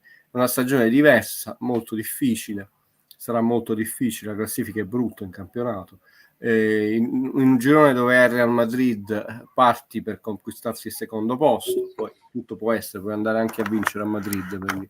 Però insomma teniamoci buona che siamo in costante emergenza, perché è vero che abbiamo una rosa almeno in alcuni reparti che ti consente di ammortizzare degli infortuni anche lunghi come quelli che siamo, però ci si allena pure, no? E quindi ci si allena di meno.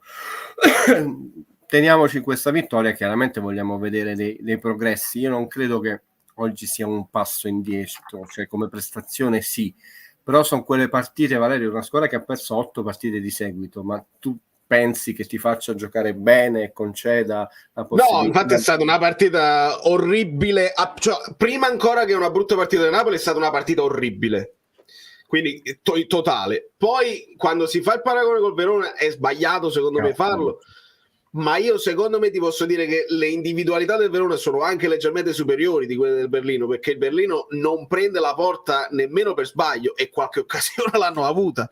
Cioè, se andiamo a fare il computo di quelle che sono state le occasioni che mi sono segnato, il Berlino ha avuto più occasioni di noi, e questo che poi ti nella bolgia generale sicuramente sì, sono partite rognose, Valerio, non è una giustificazione, attenzione, perché poi vedete, noi che non siamo ideologici, non siamo risultatisti, non abbiamo i soldi dai procuratori, siamo molto sereni nell'analisi, e soprattutto potete contare, io incontro un cacchio da un certo punto di vista, però ho una buona memoria storica. In Europa le vittorie pesano molto di più, altrimenti il Verona sarebbe in Europa e non le starebbe, no? Dice, equivale a un Verona, e intanto il Verona non si è qualificato. Ci sono periodi della stagione dove devi imparare a tener botta. Io sarò forse l'unico in Italia, mi spiace dirlo, che quando Garcia ha detto, riferendosi alla partita con la Lazio, che certe partite intanto non le devi perdere, e continua a essere crocefisso, detto noi siamo campioni d'Italia, invece quella è una mentalità da grande allenatore, cioè il famoso Napoli-Juventus di Sarri 0-1 è stata tua colpa, quella partita tu non la devi perdere mai, poi se la vinci ammazzi il campionato. Però questa è una partita che Napoli doveva vincere, ha vinto male, no?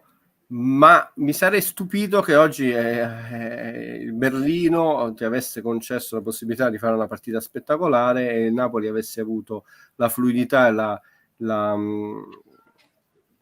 leggerezza anche di fare una partita spettacolare. Vediamo i progressi con la partita col Milan. Intanto sono 6 punti. Chiaramente il Real Madrid a me non piace, ma adesso ma capisci se il Real Madrid giocherà la sua partita, è plausibile che la vinca. Noi dobbiamo giocare la nostra partita, non è scontato vincere, quindi per oggi ci teniamo la vittoria. Abbiamo dei giocatori scusate, che sono in fiducia, dobbiamo recuperare dei giocatori a partire da Elmas. Stiamo recuperando Mario Rui perché non aveva iniziato bene la stagione rispetto ai suoi standard, quindi incominciamo a vedere che stiamo recuperando anche la qualità di alcuni giocatori come Raspadori.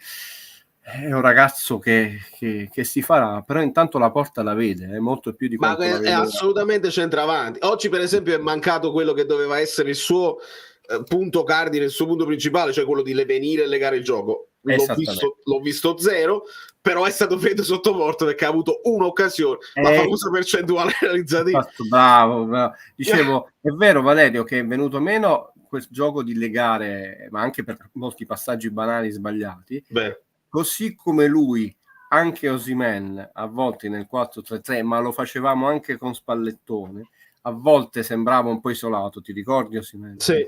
Questo è uno dei difetti del Napoli spallettoniano che stiamo rivedendo oggi. È sembrato a volte troppo solo, non riempivamo l'area, eccetera.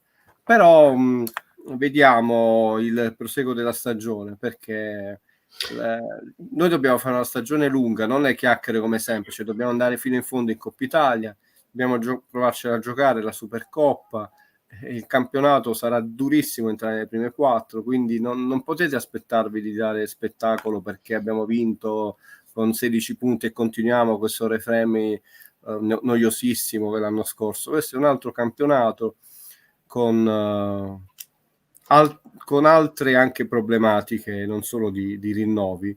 Garcia è teso e concentrato, secondo me un po' teso lo è, ma anche concentrato. Allora Guido, questo secondo me è uno spunto interessante che non si... A parte che diceva, hai passato il raffreddore sia a Valentina che ha recuperato la live del Verone, eppure a me. Sto un pochino raffreddato pure. Questo secondo me è uno spunto interessante perché la prima impressione da profano, io guardo la partita e dico mi sembrano stanchissimi, col senno di poi chissà se era il caso di confermare. Potrebbe essere che sta cercando di insegnare alla squadra a conservare l'energia e imparare a giocare anche a basso ritmo, cosa che il Napoli non ha mai saputo fare, e quindi è difficile per noi vedere un bel Napoli che non attacca. Ma auspichiamo, perché ripeto, mi sembra un'osservazione, cioè, per ora è un'osservazione aperta, nel senso io non posso dire sì, e neanche tu, nessuno di noi, però mi sembra molto lucida. Ripeto, ma non perché io sia un garsiniano lo devo difendere, quella frase mi sembra quella là, diciamo, bisogna imparare queste partite quando hai visto che non ti è girata bene a non perdere, no? Come questo fatto che tu non puoi sperare di fare 9 mesi. Il campionato non è lungo come si dice per le minchia, perché puoi sbagliare pochissime partite. Da quel punto di vista una squadra che lotta per il vertice ha pochissime cartucce a salvo, però è lungo come distanza temporale, cioè più di 9 mesi, e tu in 9 mesi non puoi pensare di essere tutti e 9 mesi al 100% dei tuoi bioritmi, tutta la rosa in quella, poi tra l'altro senza infortuni, senza ammonizioni, eccetera. Ed è uno dei nostri talloni d'Achille, ma storicamente anche con Sarri, no? Noi quando perdevamo brillantezza, il gioco di Sarri diventava molto lento e stucchevole, ripetitivo e facilmente inquadrabile. Quando era veloce, tutte quella trama di passaggi non riuscivano neanche a fermarti a fare fallo, no? E quindi può essere una di quelle novità. Detto, questi allenatori devono partire dal bene che uno ha, perché Napoli l'anno scorso ha fatto molto bene in tante situazioni di campo, e aggiungere qualcosa di nuovo, no? E una delle novità è quella... Io parto da quanto fatto di buono Gattuso e ci aggiungo, e serve un po' di tempo, questo è innegabile. Quindi ascoltiamo un vocale? Come no, subito. Ragazzi, ma secondo voi è davvero così involuta la squadra del Napoli per colpa del mister, oppure c'è dietro un altro motivo? Preparazione, stato fisico precario, preparazione sbagliata, oppure per arrivare più lontano, visto il calo fisico che abbiamo avuto l'anno scorso da marzo in poi?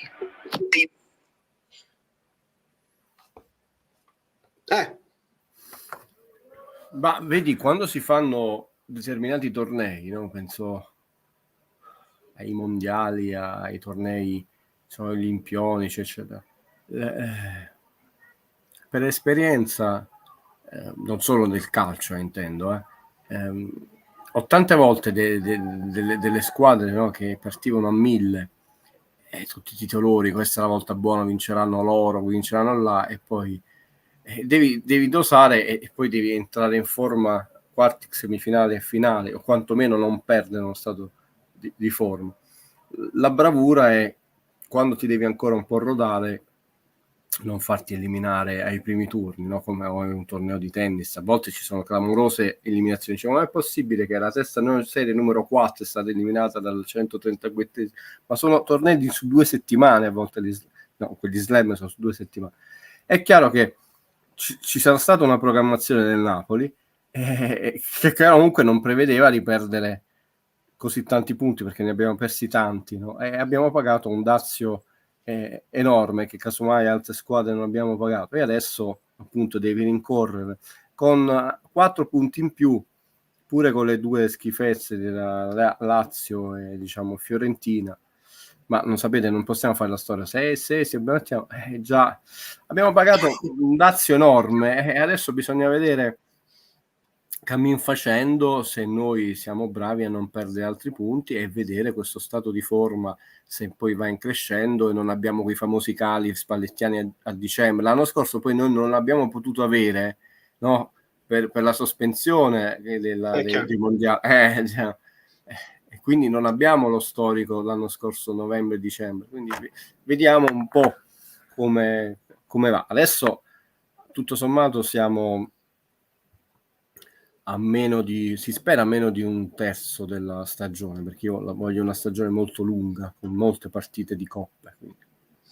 Allora Guido, ci disiamo, perché quando poi anche l'anno scorso mancò Osimhen, il Napoli giocò bene, faceva poi anche tantissimi gol, si disse ma quando torno con Osimhen cosa si fa, eccetera eccetera. Vedo un Napoli più sereno, dice Bart, senza Osimhen, testa la squadra più tranquilla. Che ne pensate? Io non vorrei poi rifare la stessa storia che non c'è Osimhen, perché poi torna Osimhen e gioca Osimhen. Chiariamoci su questo punto, perché non penso che queste gerarchie poi cambino, perché non dimentichiamoci quello che ha fatto Osimhen l'anno scorso. Che però Osimhen non sia completamente al 100% serenissimo, si può dire, non è lesa maestà. No, e poi tra l'altro si inserisce questo commento in maniera assolutamente logica e organica con una delle dichiarazioni dei manifesti programmatici, chiamiamoli così, o filosofici di Garcia, che ha ribadito più volte a inizio stagione, per questo è stato crocifisso in sala mensa, di non voler mai dipendere da un solo uomo, che sia Lobotka o Osimhen. Cioè, questo ce l'ha detto. Poi ce lo disse anche Spalletti, lo ricordo. E lì sono questi i punti che secondo me lui doveva sottolineare come continuità, anche per farci un po' fessi, capisci, no? Nel senso, sto continuando su quella scia là, non sto distruggendo quanto di buono fatto, perché poi è uscito prima il discorso, il napoletano è permaloso, molto più di Osimhen. Ripeto, io poi non sono difensore di Garcia, Valerio. Me ne sono viste veramente tutte le sue conferenze, poi non faccio i video come te, però le ho viste, no? Poi anche i tuoi commenti. Possiamo essere sereni e dire non è stato un mostro di simpatia, ma nemmeno di antipatia. Cioè questa narrazione di che è antipatico oltre misura, cioè se lui è antipatico, Gasparini che cos'è? Ma lo stesso Conte, che si parla di Conte, no, ma ripeto, non perché uno deve io ho sentito molti preconcetti, io non voglio dire, no? Settimana una persona a un certo punto in una trasmissione hanno letto questo messaggio, però qualche volta ammettete di avere colpa.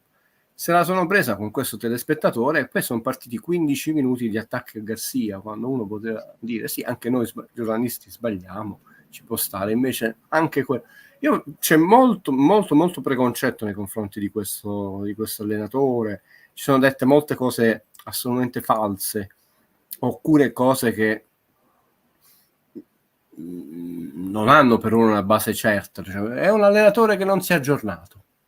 Mi sembra una frase buttata lì, però per ora non hai una base scientifica per poterlo dire, perché lui non si è aggiornato e Conte sì, che sta a casa, no? Nel senso, qual è la base scientifica di un'affermazione del genere? Cioè, io non posso dire è il più aggiornato del mondo Però per quale ragione non si è aggiornato? Cioè, qual è no, se tu ci pensi, e finché lo dice l'uomo della strada, il problema è che adesso gli uomini della strada, chiamiamoli così, ripetono a pappardella quello che hanno sentito nelle trasmissioni e poi chiamano in un'altra trasmissione dicendo quello che hanno sentito prima dal collega. E sai che ti dico, secondo me anche viceversa, visto che l'uomo della strada adesso twitta, secondo me anche le trasmissioni prendono un po', sta diventando quasi un cerchio chiuso, che si sta prendendo anche la cosa più popolare, si dice, si cavalca e prenderà più like. Prego, Valerio. Assolutamente, il discorso simile è da fare in questo momento e vediamo le altre poi. Con Raspadori si palleggia meglio e i centrocampisti possono muoversi per andare al tiro o liberare l'esterno. Ti faccio sentire un altro vocale. Vorrei capire soltanto una cosa, però.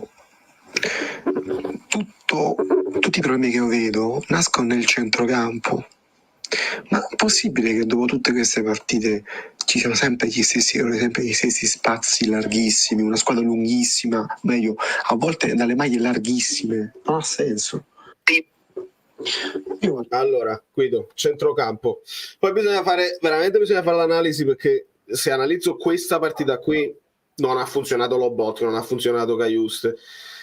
Quindi è veramente difficile parlare proprio del reparto quando ho visto tutti quegli errori individuali.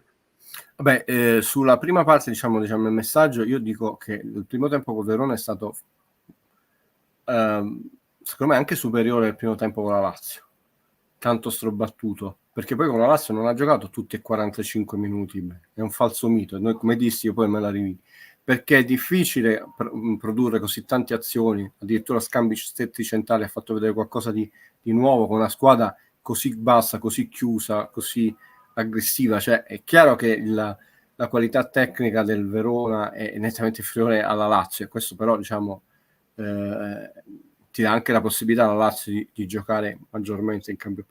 Però mi è sembrata più continua, infatti ho detto vedi quante azioni ha prodotto il Napoli rispetto a volte quando c'è Osimhen. Oggi invece non è avvenuto con Berlino.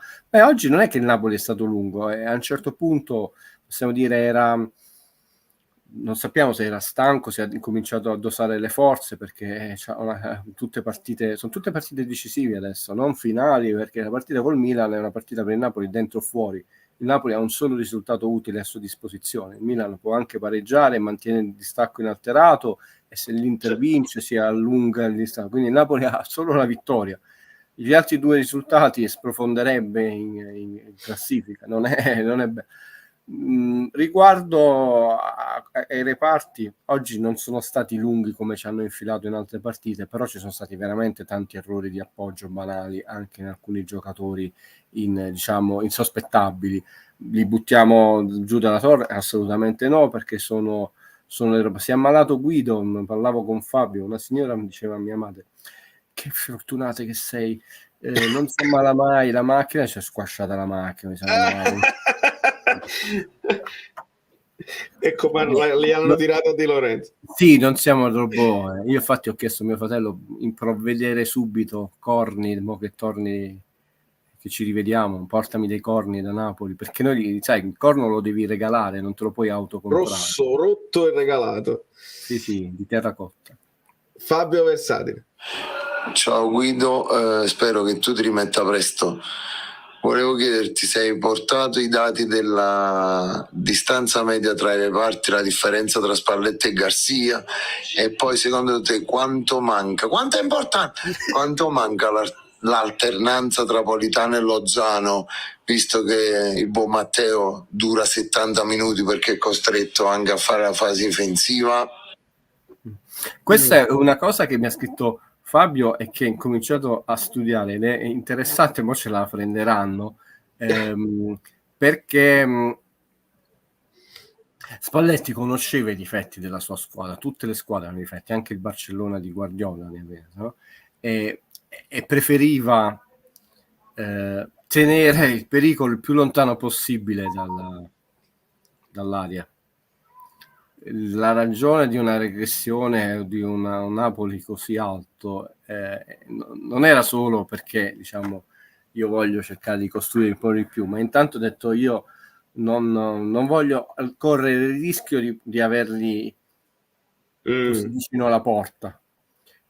Quando il Napoli di Garcia perde queste distanze, arrivano con troppa velocità e con pochi passaggi in porta. Il Napoli ha preso dei gol, ci sono 3 gol dove probabilmente Meresti intanto non ha fatto la partita, la parata, scusate, miracolosa, perché noi lo analizziamo con serenità.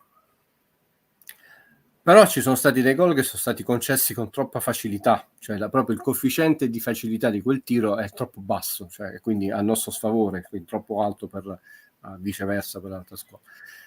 Non lo si fa in una sola partita, però abbiamo visto per esempio l'anno scorso le 2 partite con la Lazio di quanti mi sembra quasi 8 metri era una differenza tipo di baricentro, distanza dei Santi. Adesso facciamo le 10 e vediamo le 10, anche se ovviamente sono 10 partite diverse per tutto e per tutto, quindi non puoi fare un confronto omogeneo. Però è chiaro, con Sassuolo con uno in meno come fai a fare?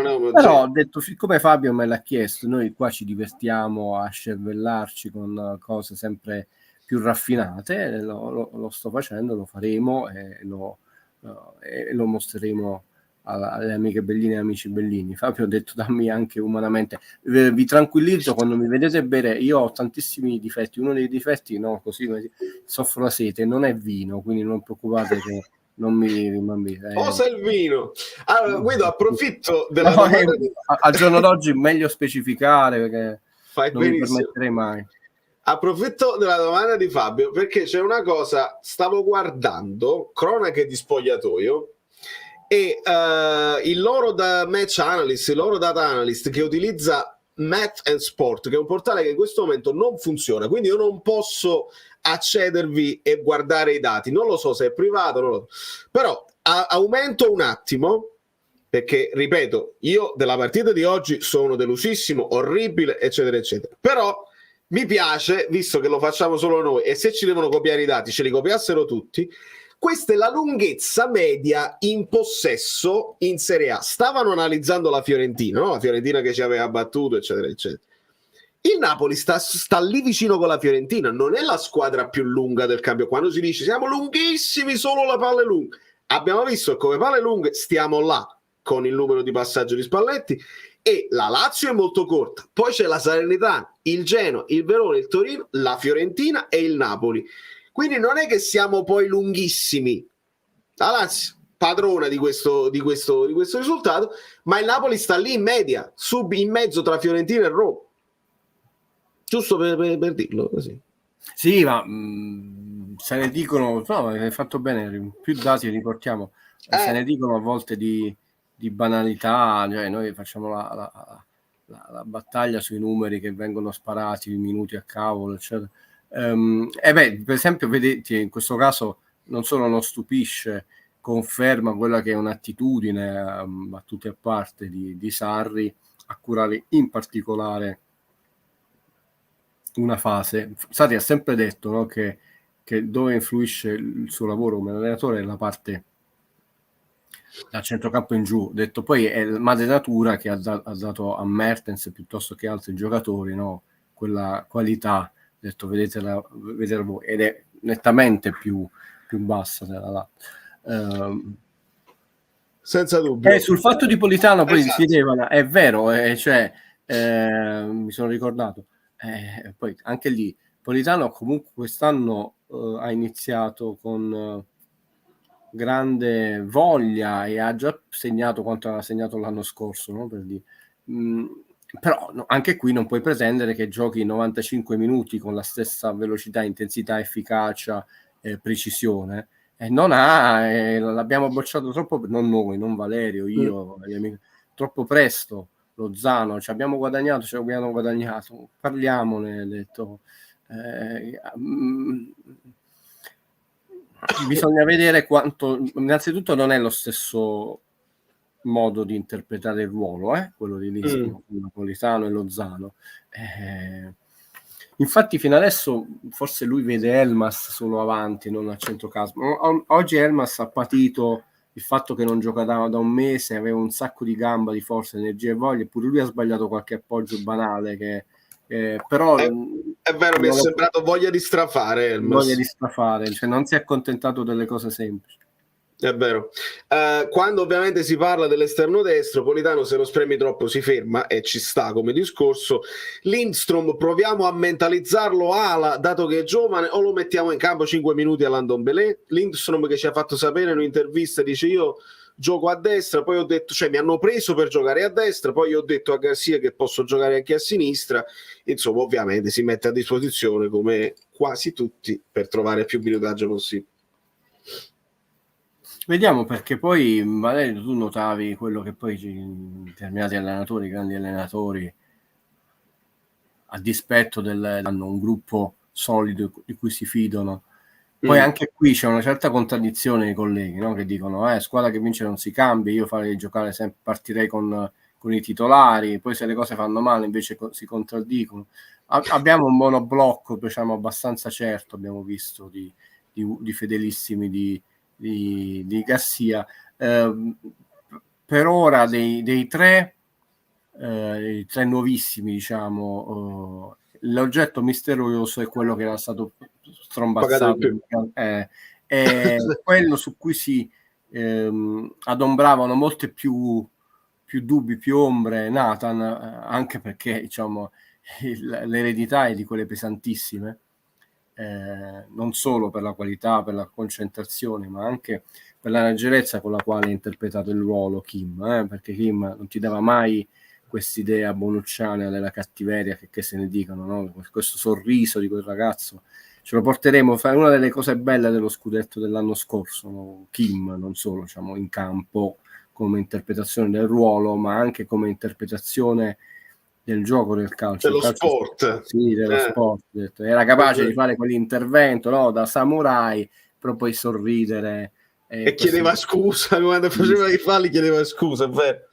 Nathan sta dimostrando personalità, anche il momento della scivolata in cui urla e si prende la cosa, ovviamente fa sensazione. Il ragazzo deve crescere, buon per lui che è partito con una partita timidissima, no? Ricordiamo, ma meglio piuttosto che fare grandi stupidaggini, crescerà, però a noi abbiamo perso, Valerio, sempre noi non intendiamo Valerio, io eccetera, proprio il gusto ormai questa è stata la juventalizzazione del campionato di Serie A, no? Il gusto di godere cammin facendo, no? Il famoso percorso, la partita, la prestazione, il giocatore, anche l'errore, no? In un secondo si butta via tutto, c'è un'infelicità. Io penso che il famoso motto vincere è l'unica cosa che conta sia stato nettamente superato in questi anni come condannati a essere infelici.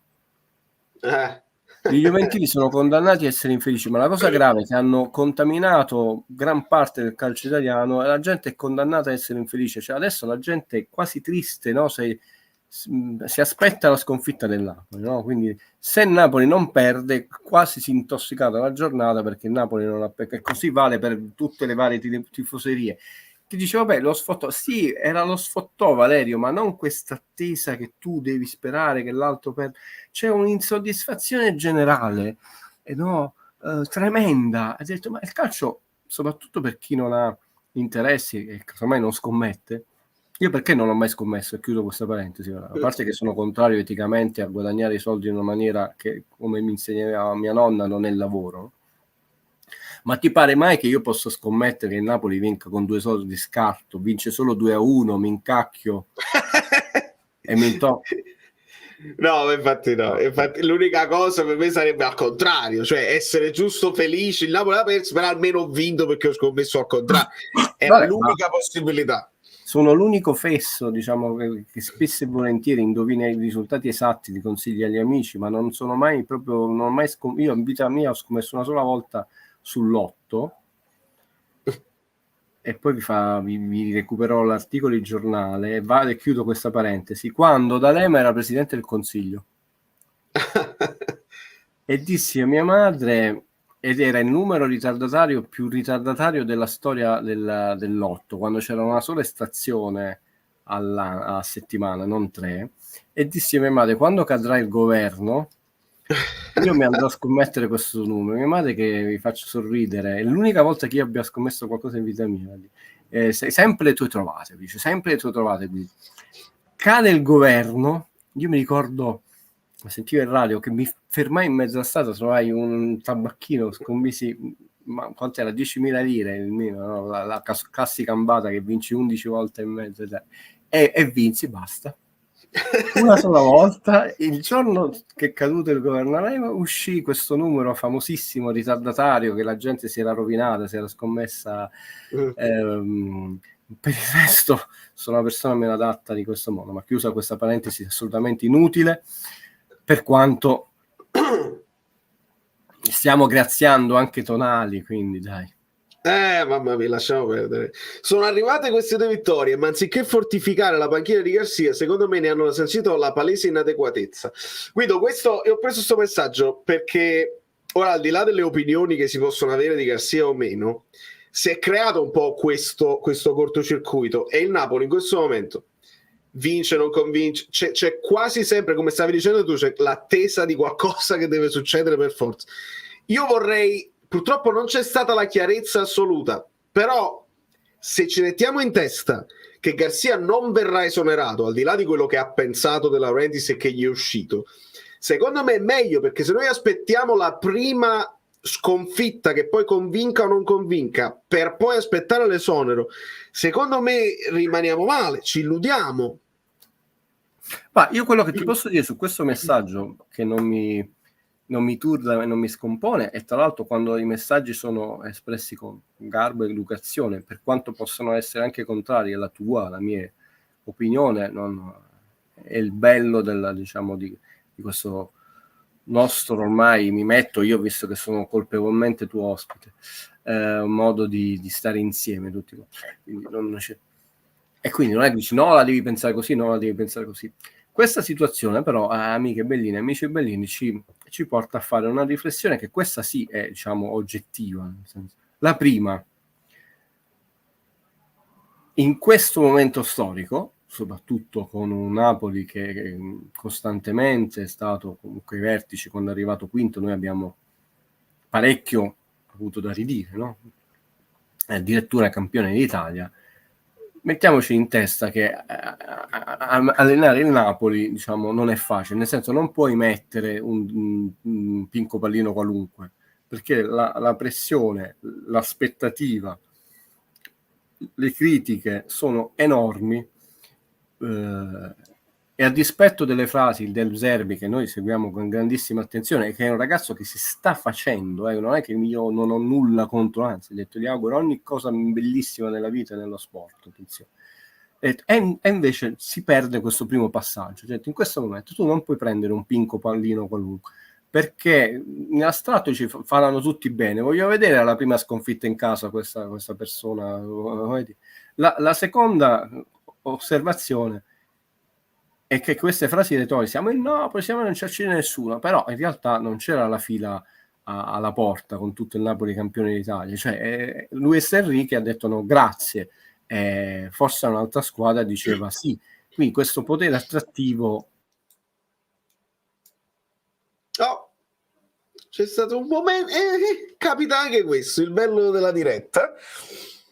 Nel frattempo rispondo a Davide, ne abbiamo parlato, Davide, non c'è nessun caso. Il caso nasce perché la prima notizia che è uscita era fake, cioè che Osimhen si era recato in Germania per seguire la squadra, mentre in realtà poi l'hanno smentita e lui aveva un permesso per andare a fare dei fatti suoi. Osimhen è infortunato, non c'è nel contratto che deve assolutamente seguire la squadra e andare in tribuna così. Se lo fa meglio, siamo più contenti, ma se non lo fa non c'è nessun caso. Non è detto, su Juan Jesus è andato a seguire la squadra e Anghissai è andato a seguire la squadra, ma perché Osimhen che fa? Ovviamente fa tweet e retweet, si crea il caso, ma non c'è nessun caso. Ho censurato ADL ha censurato Green. Capita anche questo, ragazzi. Il bello della riretta. Propongo un'osservazione: eccessivo temporeggiamento a centrocampo nella valutazione del coinvolgimento delle fasce rispetto all'anno scorso negli schemi di sviluppo spallettiani. Cosa ne pensate? Andrea, io ne penso, io poi Se tu analizzi il primo tempo col Verona, io ti dico sì, però l'abbiamo fatto, è proprio, anzi, questo abbiamo visto di nuovo di buono con il Verona, eccetera, eccetera. Questo sarà quest'anno, noi dobbiamo metterci in pace, con l'anima in pace, che non ci sarà una verità che con Spalletti dopo 2 anni, ok, il Napoli gioca così, il Napoli c'ha questo ritmo, il Napoli fa così. Ci sarà un po' di altalenanza e dobbiamo accettarlo. Quello che abbiamo visto oggi è stata una eccessiva lentezza che può essere stabilita dal campo, dal fatto che fossero stanchi per la doppia partita consecutiva, dal fatto che ti fanno giocare male. Ci sono tantissime possibilità che ti portano così. La palla girava lenta, c'era poco movimento senza palla e sembrava ad un certo punto una partita amichevole. Avverrà per tutte le partite? Avremo questi problemi per tutte le partite? Non credo. Ci saranno partite in cui la palla girerà bene, ci saranno partite in cui Lobotka non sbaglierà, come ha sbagliato oggi Cajuste e Di Lorenzo, e quindi le cose andranno meglio di quelle che sono, di come sono andate oggi. Di oggi veramente prendiamoci 3 punti, pigliamoci il ranking e pigliamoci Guido che è caduto e non è capito, vabbè, mo tornerà nel frattempo. Eccolo qua. Capita anche ai migliori. Dicevo, inadeguato, lo scopriremo cammin facendo, però diciamo, qual è l'allenatore adeguato al Napoli? Conte. Intanto Conte non è venuto, poi tolto il sistema di gioco, tolto l'aspetto caratteriale, tolto che si lamenta cammin facendo che non li comprano i giocatori e si scaglia con la sua società, cioè su Conte sembra che poi come Eterna Sunshine o Spot and Mine, no? Noi conserviamo quello che ci fa piacere e quello che non ci fa piacere. Se ricordo a memoria, posso sbagliarmi, nel primo anno lui nella Juve non aveva le coppe, il secondo anno è stato eliminato ai quarti dal Bayern Monaco 2-0 e 0-2 e si lamentò dell'arbitro. L'anno dopo è stato eliminato ai gironi, che poi andò declassato in Europa League. Nel Chelsea non aveva le coppe, vinse lo scudetto il primo anno, l'anno dopo fece quinto e fu eliminato agli ottavi in Coppa Campioni. In Champions League con l'Inter fu eliminato ai gironi e fu declassato in Europa League, e l'anno dopo è arrivato quarto e ha vinto lo scudetto. Nel Tottenham è stato eliminato agli ottavi. Cioè Conte è un allenatore che non ha mai fatto una semifinale di UEFA Champions League e ha fatto al massimo i quarti un anno con la Juve, eliminato 2-0-0-2 del Bayern Monaco. Poi è da tempo che non passa agli ottavi. Questa cosa nella narrazione sparisce perché è un vincente. Tra l'altro me lo scrivevano nei commenti e io non vorrei sottolinearlo perché la stagione è lunga e poi continuerà, ma il Tottenham non stava così primissimo in classifica da una vita. E Kane non giocava così, ha sempre giocato benissimo, ma nel suo modo di giocare specula, che mi sembra che ai piedi di Higuain passa la palla che è una meraviglia, il controllo palla corpo, cosa proprio favoloso come giocatore, purtroppo per noi, visto come ci ha castigato. Con questo non sto dicendo che è scarso, però possiamo dire che ha un grandissimo rendimento anche in Europa? No. Poi lui ha detto: io non lascio mai le macerie, un anno ti fa buono, l'anno dopo no, ti spreme eccetera, però nell'immaginario era l'allenatore, l'unico possibile, vi dico io chi è là, Garcia. No, Garcia sarà l'ordinal man della situazione. Ragazzi, Klopp, questa gente qua non viene, cioè ha gente che è abituata ai 20 campi di allenamento, di guardarsi anche i ragazzini, qua se non si incomincia a investire non solo nelle strutture, ma investire anche in una mentalità che è realmente internazionale, come del tifoso, come del giornalista, eccetera, e facciamo un bagno di seria umiltà tutti quanti e cresciamo, studiamo, stiamo appresso a determinate cose e poi risulta tristi anche nel fatto che un allenatore non inadeguato, lo vedremo, cioè se è inadeguato, cioè, è l'allenatore che adesso il Napoli si è potuto permettere, punto. Anche queste cose qua, no? Quando si diceva questo non è un giocatore da Napoli, allenatore da Napoli, giocatore da Napoli. Vero. Rispondo ad Angela che mi chiedeva del recap. Sai io chi avrei voluto sulla panchina del Napoli, e dobbiamo riconoscere che sto seguendo dall'anno scorso, adesso qualcuno, scusa, per dire, vuoi fare il pazzo, scusa Valerio se ti interrompo, vuoi fare il pazzo, l'allenatore del Catanzaro. Non se ne è filato nessuno l'anno scorso, ha fatto un calcio per è stata la squadra che ha fatto più punti tra le 3 leghe A, B e Lega Pro. Quest'anno da neopromosso è secondo in classifica. Ha detto, sì, voglio fare il pazzo, cioè voglio prendermi il nuovo Zeman di turno. Però l'anno scorso nessuno lo fidava, le Zerbi, no? Ha detto, adesso qualcuno ha incominciato a accorgersi che esiste questo. Rispondo ad Angela, il video sul recap lo faccio arrivare, mea colpa, perché potevo farlo uscire stamattina, ma come vedi cioè, ti faccio difficoltà a parlare.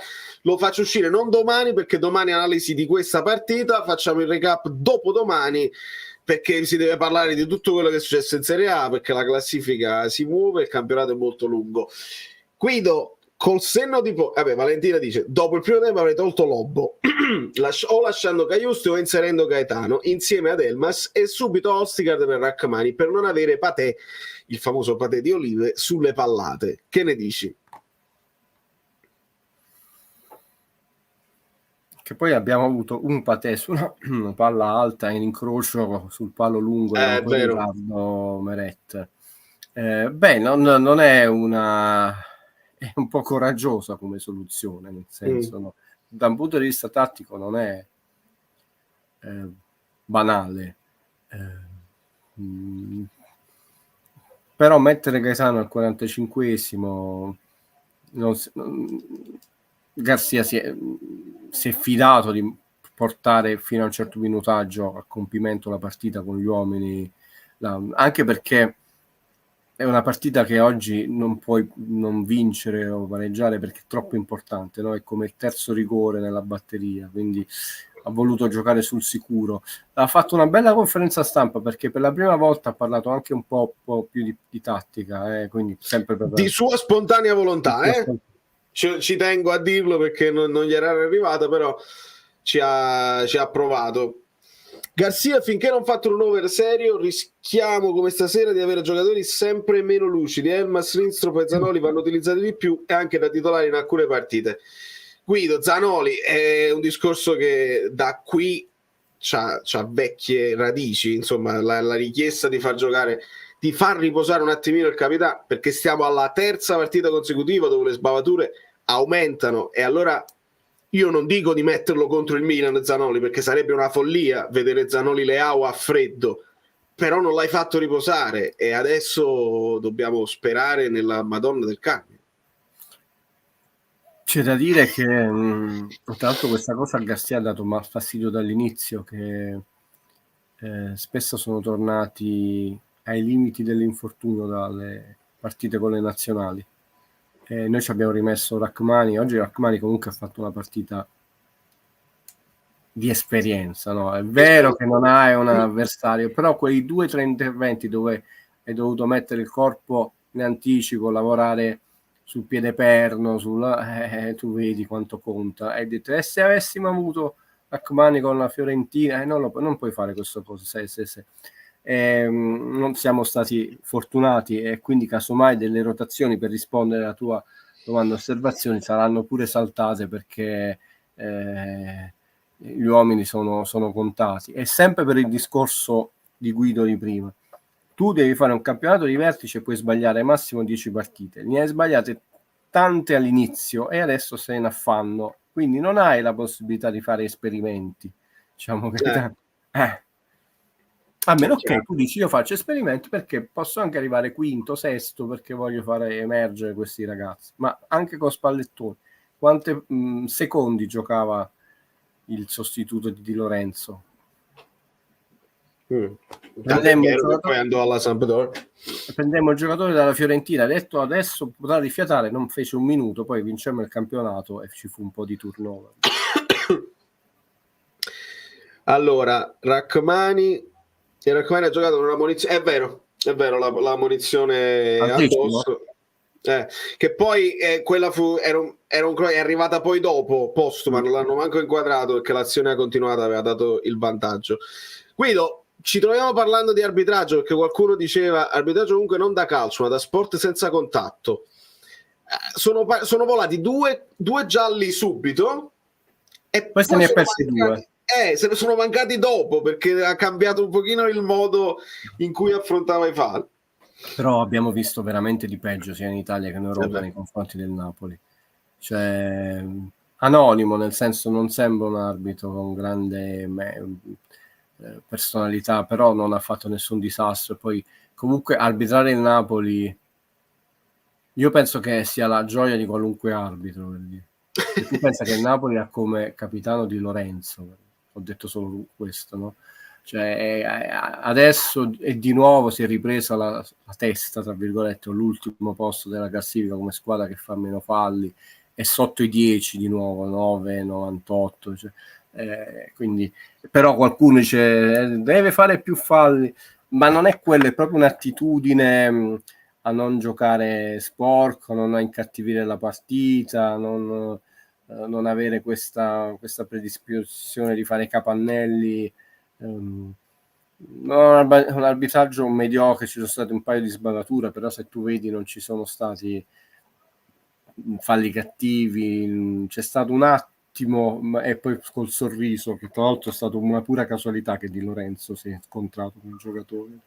Però ho detto, quando Kvara teneva il pallone stava correndo all'indietro, è vero? No. Considera che anche la partita col Verona abbiamo da recriminare qualcosa. Quest'anno gli arbitraggi tranne una partita sono stati parecchio deficitari. Oggi un arbitraggio mediocre, diciamo, però non dannoso, dai. No, è vero, comunque loro, ma ovviamente Valentino sottolinea il fatto che loro ci hanno preso ammazzate. Io per questo, quando ho visto la sostituzione di Kvara, io ho detto bene, perché a differenza della sostituzione tattica Kvara Zerbino, quella dove togli Osimhen, non giochi a due, discorsi che si possono accettare, io qua ho visto Kvara che era forse uno dei pochi oltre il livello medio della squadra che ci stava la gente dando. non si ricorda Inter Napoli dell'anno scorso, quella ci hanno preso ammazzate e ha influito pesantemente. Come no? Dai, ci sta, con lo sport di contatti c'è un giocatore molto più forte, più veloce, più tecnico e concentrato come Kvara che gli tocca. Ma anche col Milan, la prima partita col Milan. Però per dire, insomma, io non mi nascondo dietro nulla della vita, se no avrei fatto carriera, per dire, però non è, oggi sono stati contatti, diciamo, un paio di pestoni, ragazzi, però non...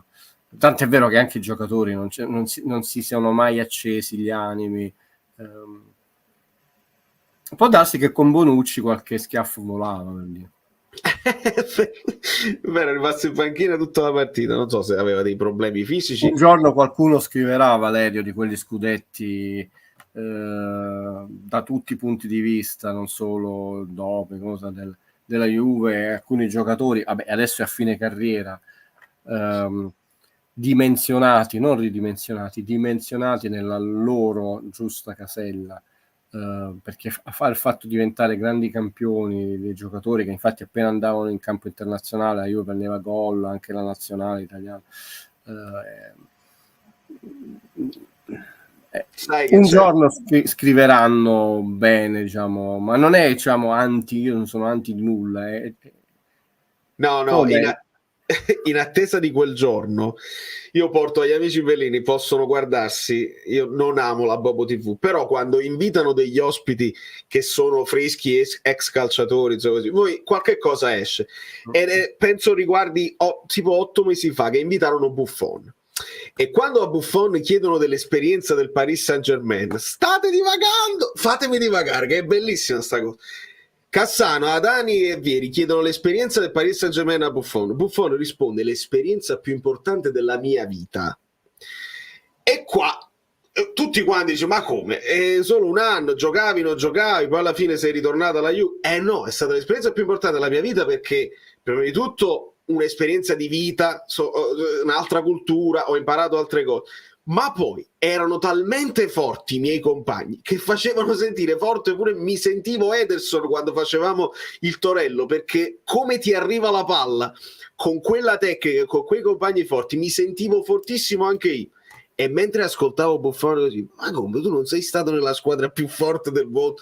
Ma l'ha detto che la recriminazione ha sbagliato a non rimanere là, l'ha detto.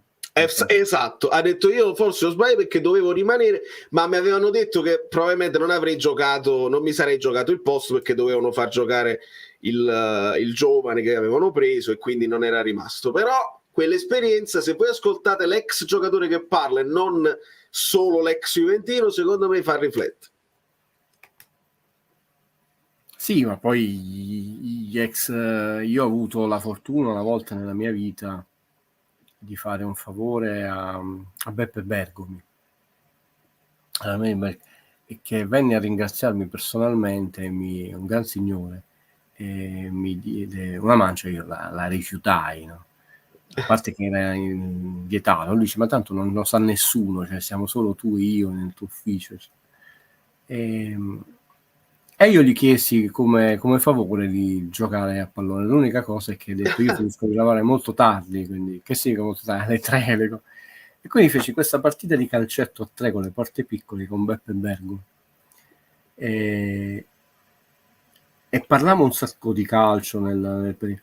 E io mi accorsi di due cose, ma stiamo parlando nel 99-2000, così vi do anche le coordinate temporali. Innanzitutto era una persona molto educata e molto preparata, a microfoni spenti, soprattutto con un signor nessuno. Poi figurati, nel 2000 avevo 23 anni di meno, quindi ero un ragazzino di 27 anni.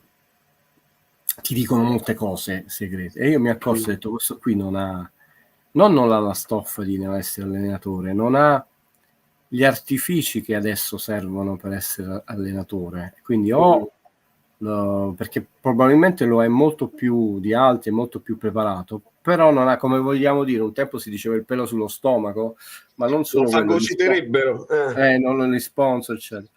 E mi ha raccontato cose che voi umani, quindi poi a microfoni spenti, certe cose assumono quella dimensione, come diceva Valerio, molto diversa dalla narrazione che in TV viene fatta, eccetera. Anche dei giocatori, insomma, di chi veramente vale, veramente forte, veramente aveva le stime, ha dato di più, ha dato di meno, e chi è stato molto pompato. Ci sono dei giocatori che poi hanno avuto una carriera diciamo favorita da un certo tipo di narrazione, altri che sono forti a prescindere, hanno detto senza cioè molto vedete, no, un Torricelli anonimo, Torricelli alla Juve negli anni di Agricola e Torricelli di nuovo anonimo, no, per dire là. Ci sono dei giocatori che erano forti. Io mi ricordo che quando Nedved è andato alla Juve, Nesta, che poi era andato alla Milan, disse guardate che questo qua era un fenomeno pure quando stava con noi alla Lazio e che adesso sta alla Juve e c'è i titoloni della Gazzetta, eccetera. Era sempre stato forte Nedved, e Nedved era forte, anche se è stato juventino. Poi antisportivo, il figlio sta crescendo bene, si è preso 6 giornate di squalifica. Però Nesta lo diceva, ha detto guardate che era un fenomeno anche prima, adesso i colleghi miei se ne sono accorti come perché sta alla Juve. Quindi il calcio poi non è sempre giusto, questo dobbiamo dire, perché la narrazione nel corso degli anni ma pensate, no, se non ci fossero i social network, quello che è successo a Verona non sarebbe mai successo, no, con gli episodi in tribuna. E non è successo perché la Rai non ne ha parlato nel suo servizio, il giudice sportivo non ne ha parlato, però adesso ti riprendono con un telefonino ed è una stupidaggine. Voi dice state divagando, pensate, no, noi quante cose ci siamo dovuti bere di un giocatore favoloso perché comunque leggevi l'articolo del giornale che dovevi dire che era per forza favoloso perché quindi il calcio ha delle cose molto belle e delle cose molto brutte, però poi alla distanza chi ha avuto talento vero, De Zerbi lo ha detto mi sembra Bubble TV, finiamo questa storia che potevo dare di più. No, ero quel tipo di giocatore, quella testa, quello che ho detto io ve lo dico di me, che tu dici avresti potuto, no, ho detto quindi questo errore lui non lo vuole fare come allenatore, no? Ho detto perché ho dato quello che effettivamente potevo dare con quel tipo di testa, di carattere, cioè, perché De Zerbi con i piedi era forte, un po' come la storia di Adriano, di Balotelli, di tutti quelli che quello potevano dare perché quello era nelle sue cose. Perciò Maldini e Maldini, ragazzi, Zanetti, ancora adesso è Zanetti, perché non solo ovviamente madre natura, Io mi ricordo un anno Ciro Ferrara era tornato dalla cosa della nazionale, stava piovendo eccetera, in campo di allenamento a fare gli addominali più degli altri eccetera, dice: sei Ciro Ferrara, sei tornato ieri dalla nazionale, potresti prendere le vacanze. Però ha fatto Ciro Ferrara tra Napoli e Juventus, cioè, giocatori che hanno un certo tipo di impostazione, per nominarle anche un cuore come tra l'altro il bello e il brutto. Anche Buffon, per quanto criticabile per molti aspetti, è arrivato a quanti ha? 45-46 anni, continuare a si è ritirato, ho detto non è, anche se come portiere, però è una carriera lunghissima, come dice Pepe Reina, non te lo dirà mai, diceva Buffon, ma la mattina, perché ve lo dico io con qualche anno di meno, la mattina mi sveglio con tutti i dolori impossibili immaginabili. Sì. Su Rai 3 hanno detto che c'è uno in federazione che scommette. Chi sarebbe? Non lo sappiamo. Ci hanno fatto sapere che hanno preso delle nuove cose, devono uscire altri nomi. Ragazzi, come escono li valutiamo e vediamo che cosa succederà, perché questi sono i nomi più grossi che potessero uscire venendo da squadre enormi, e quello che stanno facendo è quantomeno risibile. Quindi sì, la cosa grave, l'altra volta mi sono anche dilungato, casomai recuperate la live dell'altra volta, quindi perché non voglio annoiarvi, però ricordiamo questa è una cosa che proprio eticamente mi dà fastidio. Non scommettono su siti legali, anche se dice non hanno fatto nulla di penalmente, così, e si vogliono penalizzare tutto. I soldi su quelle piattaforme, e tra l'altro non si scommettono 2 euro eccetera, non vanno a alimentare gli orfanelli, le suore, orfanotrofi in Africa eccetera, vanno a alimentare mercati chissà quanto gravi, non so, non voglio manco nominarli, però diciamo quei soldi non vengono spesi a fin di bene, quindi anche se da un punto di vista penale non hanno commesso nulla, però da un punto di vista etico-morale comunque resta secondo me una cosa gravissima, che tu vai a alimentare il mercato della criminalità, ed è sbagliato. Mi hanno detto che sono un parassita, che bello Twitter. No, c'ho un hater fortissimo, Guido, Lucariello Sparro, che l'unico orribile non è il Napoli, il ridicolo parassita. Sono io il ridicolo parassita.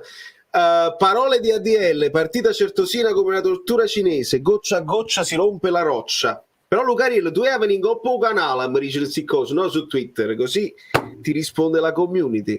Vai. Non ha parlato ADL dopo Verona, ha parlato dopo questa qua. Diciamo, sono giornate dove si sta prendendo tutti i riflettori. Il problema è che non lo segue nessuno, nel senso ne esce sconfitto per quanto riguarda l'assegnazione tra 5 anni, tra l'altro, dei diritti TV. Tra l'altro ormai internet ti ricorda tutto, e lui 2 anni fa aveva fatto la guerra contro Sky, ha detto, tirando la volata da Zone, che era quello, non lo so che idea ha De Laurentiis, perché sennò poi dicono voi lo criticate, però è veramente spesso molto ondivago. La cifra non è né bassa né alta, è una cifra dove tu stai rimandando il problema e speri che non si aggravi il problema. Sulla vittoria l'abbiamo già discusso, la vittoria è importantissima oggi, ragazzi, sia in chiave qualificazione per quest'anno del girone, sia perché comunque il ranking UEFA di quest'anno verrà scalato fra 5 stagioni, quindi facciamo bene quest'anno perché ci deve puntellare per più anni. Noi abbiamo scusami. No, già abbiamo quei 2 anni, 9 e 10, che sono bassissimi come punteggio. Ti faccio ascoltare l'ultimo vocale e poi ci salutiamo, perché siamo ben oltre le 2 ore. Dopo la partita era una partita importantissima da vincere, forse con qualsiasi modo, anche con un solo tiro in porta. Sì, ha detto che... ma questa intervista, Davide, non è una domanda, vabbè, la recupero dopo, perché dopo dovrò ascoltare tutte le interviste, tutte le cose. Che mi sembra Calcio Napoli 24, l'ho riconosciuto la voce, sono bravi come ragazzi. Può darsi, sono dappertutto, veramente un lavoro incommiabile, anche perché non solo, ma dobbiamo dire che si tengono abbastanza lontani dalla Caciara, perché Sì. Poi io non è che riesco a vedere tutto c'ho una vita, nel senso, quindi potrei essermi perso una volta, però diciamo non ho memoria di cacciare. Poi ovviamente quando fai tutti quei fili diretti ti prendi un sacco di telefonate, però ho detto non hanno come impostazione, dobbiamo riconoscere quella di cercare lo scontro a ogni costo, come stiamo vedendo troppo in giro. Vediamo, noi abbiamo una partita veramente delicata con il Milan, ormai questa è archiviata. Forse no, JJ non lo recuperiamo, forse Anghissà forse è convocabile, però insomma non penso che abbia 90 minuti nelle gambe. Osimhen sarà fuori. Diciamo che Karius si è riposato oggi, quindi fa parte di quel processo di crescita, vedi, in campo europeo è richiesta maggiore qualità e oggi non l'è data, ma vediamo. Vabbè, dobbiamo avere, ripeto, poi lasciamo Valerio a tutte le sue cose, anche non solo la curiosità, ma proprio il gusto di vedere i nostri ragazzi come migliorano, come Rachmani, no? Crocifiscono sempre Gattuso perché fece quell'errore, ma ricordo ancora, no? Con l'Udinese, poi e quindi non era buono, abbiamo preso un bidone, no? Ho detto, e adesso è inamovibile, c'è quello che guida la difesa, ho detto, quindi ripeto, oltre la pazienza questa che guido, insomma, qualcuno mi accusa di essere troppo calmo, però ho detto, questa ansia da prestazione immediatamente da bocciare, oggi Karius ha fatto molto male, lo sappiamo, ho detto, col Verona aveva fatto molto molto bene, no? Vediamo, il ragazzo è giovane, sta facendo la sua esperienza, non è che abbiamo pagato un giocatore 100 milioni, anche questo uno deve valutare, tu non stai pagando dei giocatori delle cifre enormi e quindi per ogni top sbagliato un giocatore del genere dice, che cavolo, hai pagato 100 milioni un giocatore del genere e ti fa tutti questi errori, devi anche dimensionare all'investimento non solo economico, ma anche di partite che uno ha alle spalle. Quindi diamogli il tempo.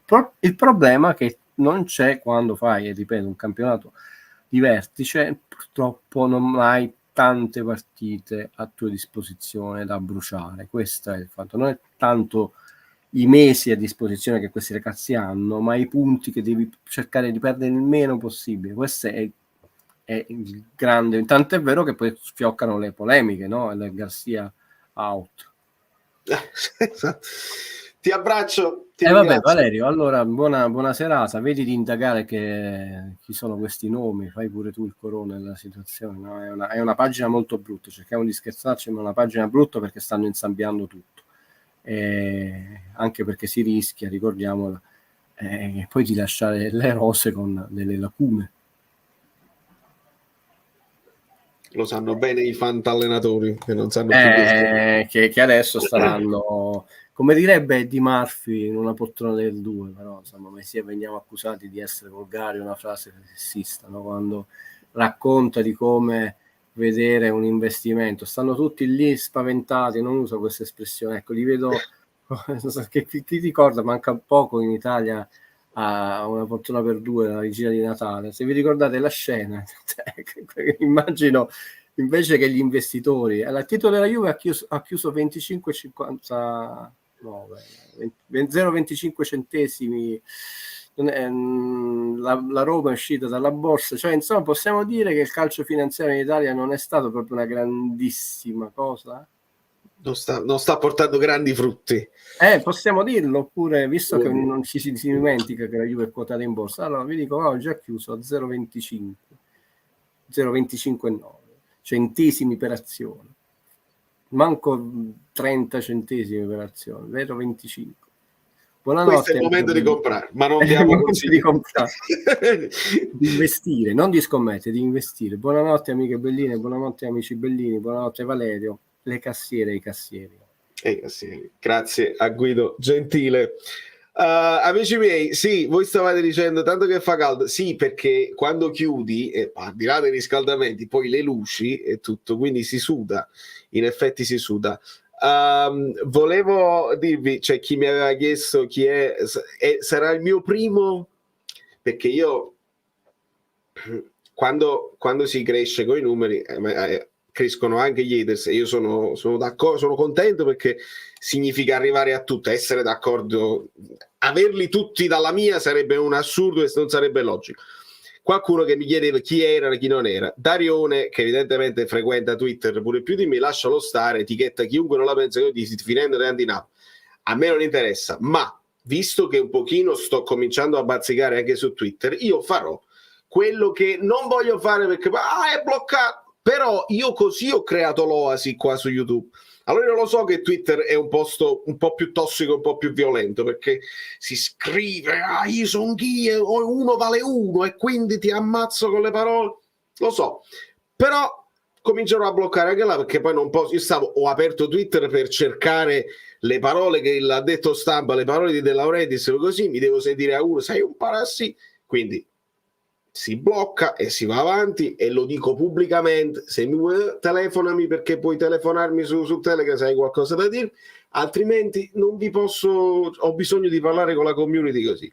E alla community dico, Giurassi 8 partite 14 gol, sì, fortissimo, di origini francesi, ma gioca per la squadra africana, quindi toglietevelo dalla testa, perché gli africani della Laurentiis ha detto che non li vuole più. Vi abbraccio, vi bacio, domani analisi tattica, poi ci sarà il recap, ci sarà tutto quello che dobbiamo fare. Gli amici bellini sanno soprattutto qual è il segreto, che è, lo saprete a fine sigla.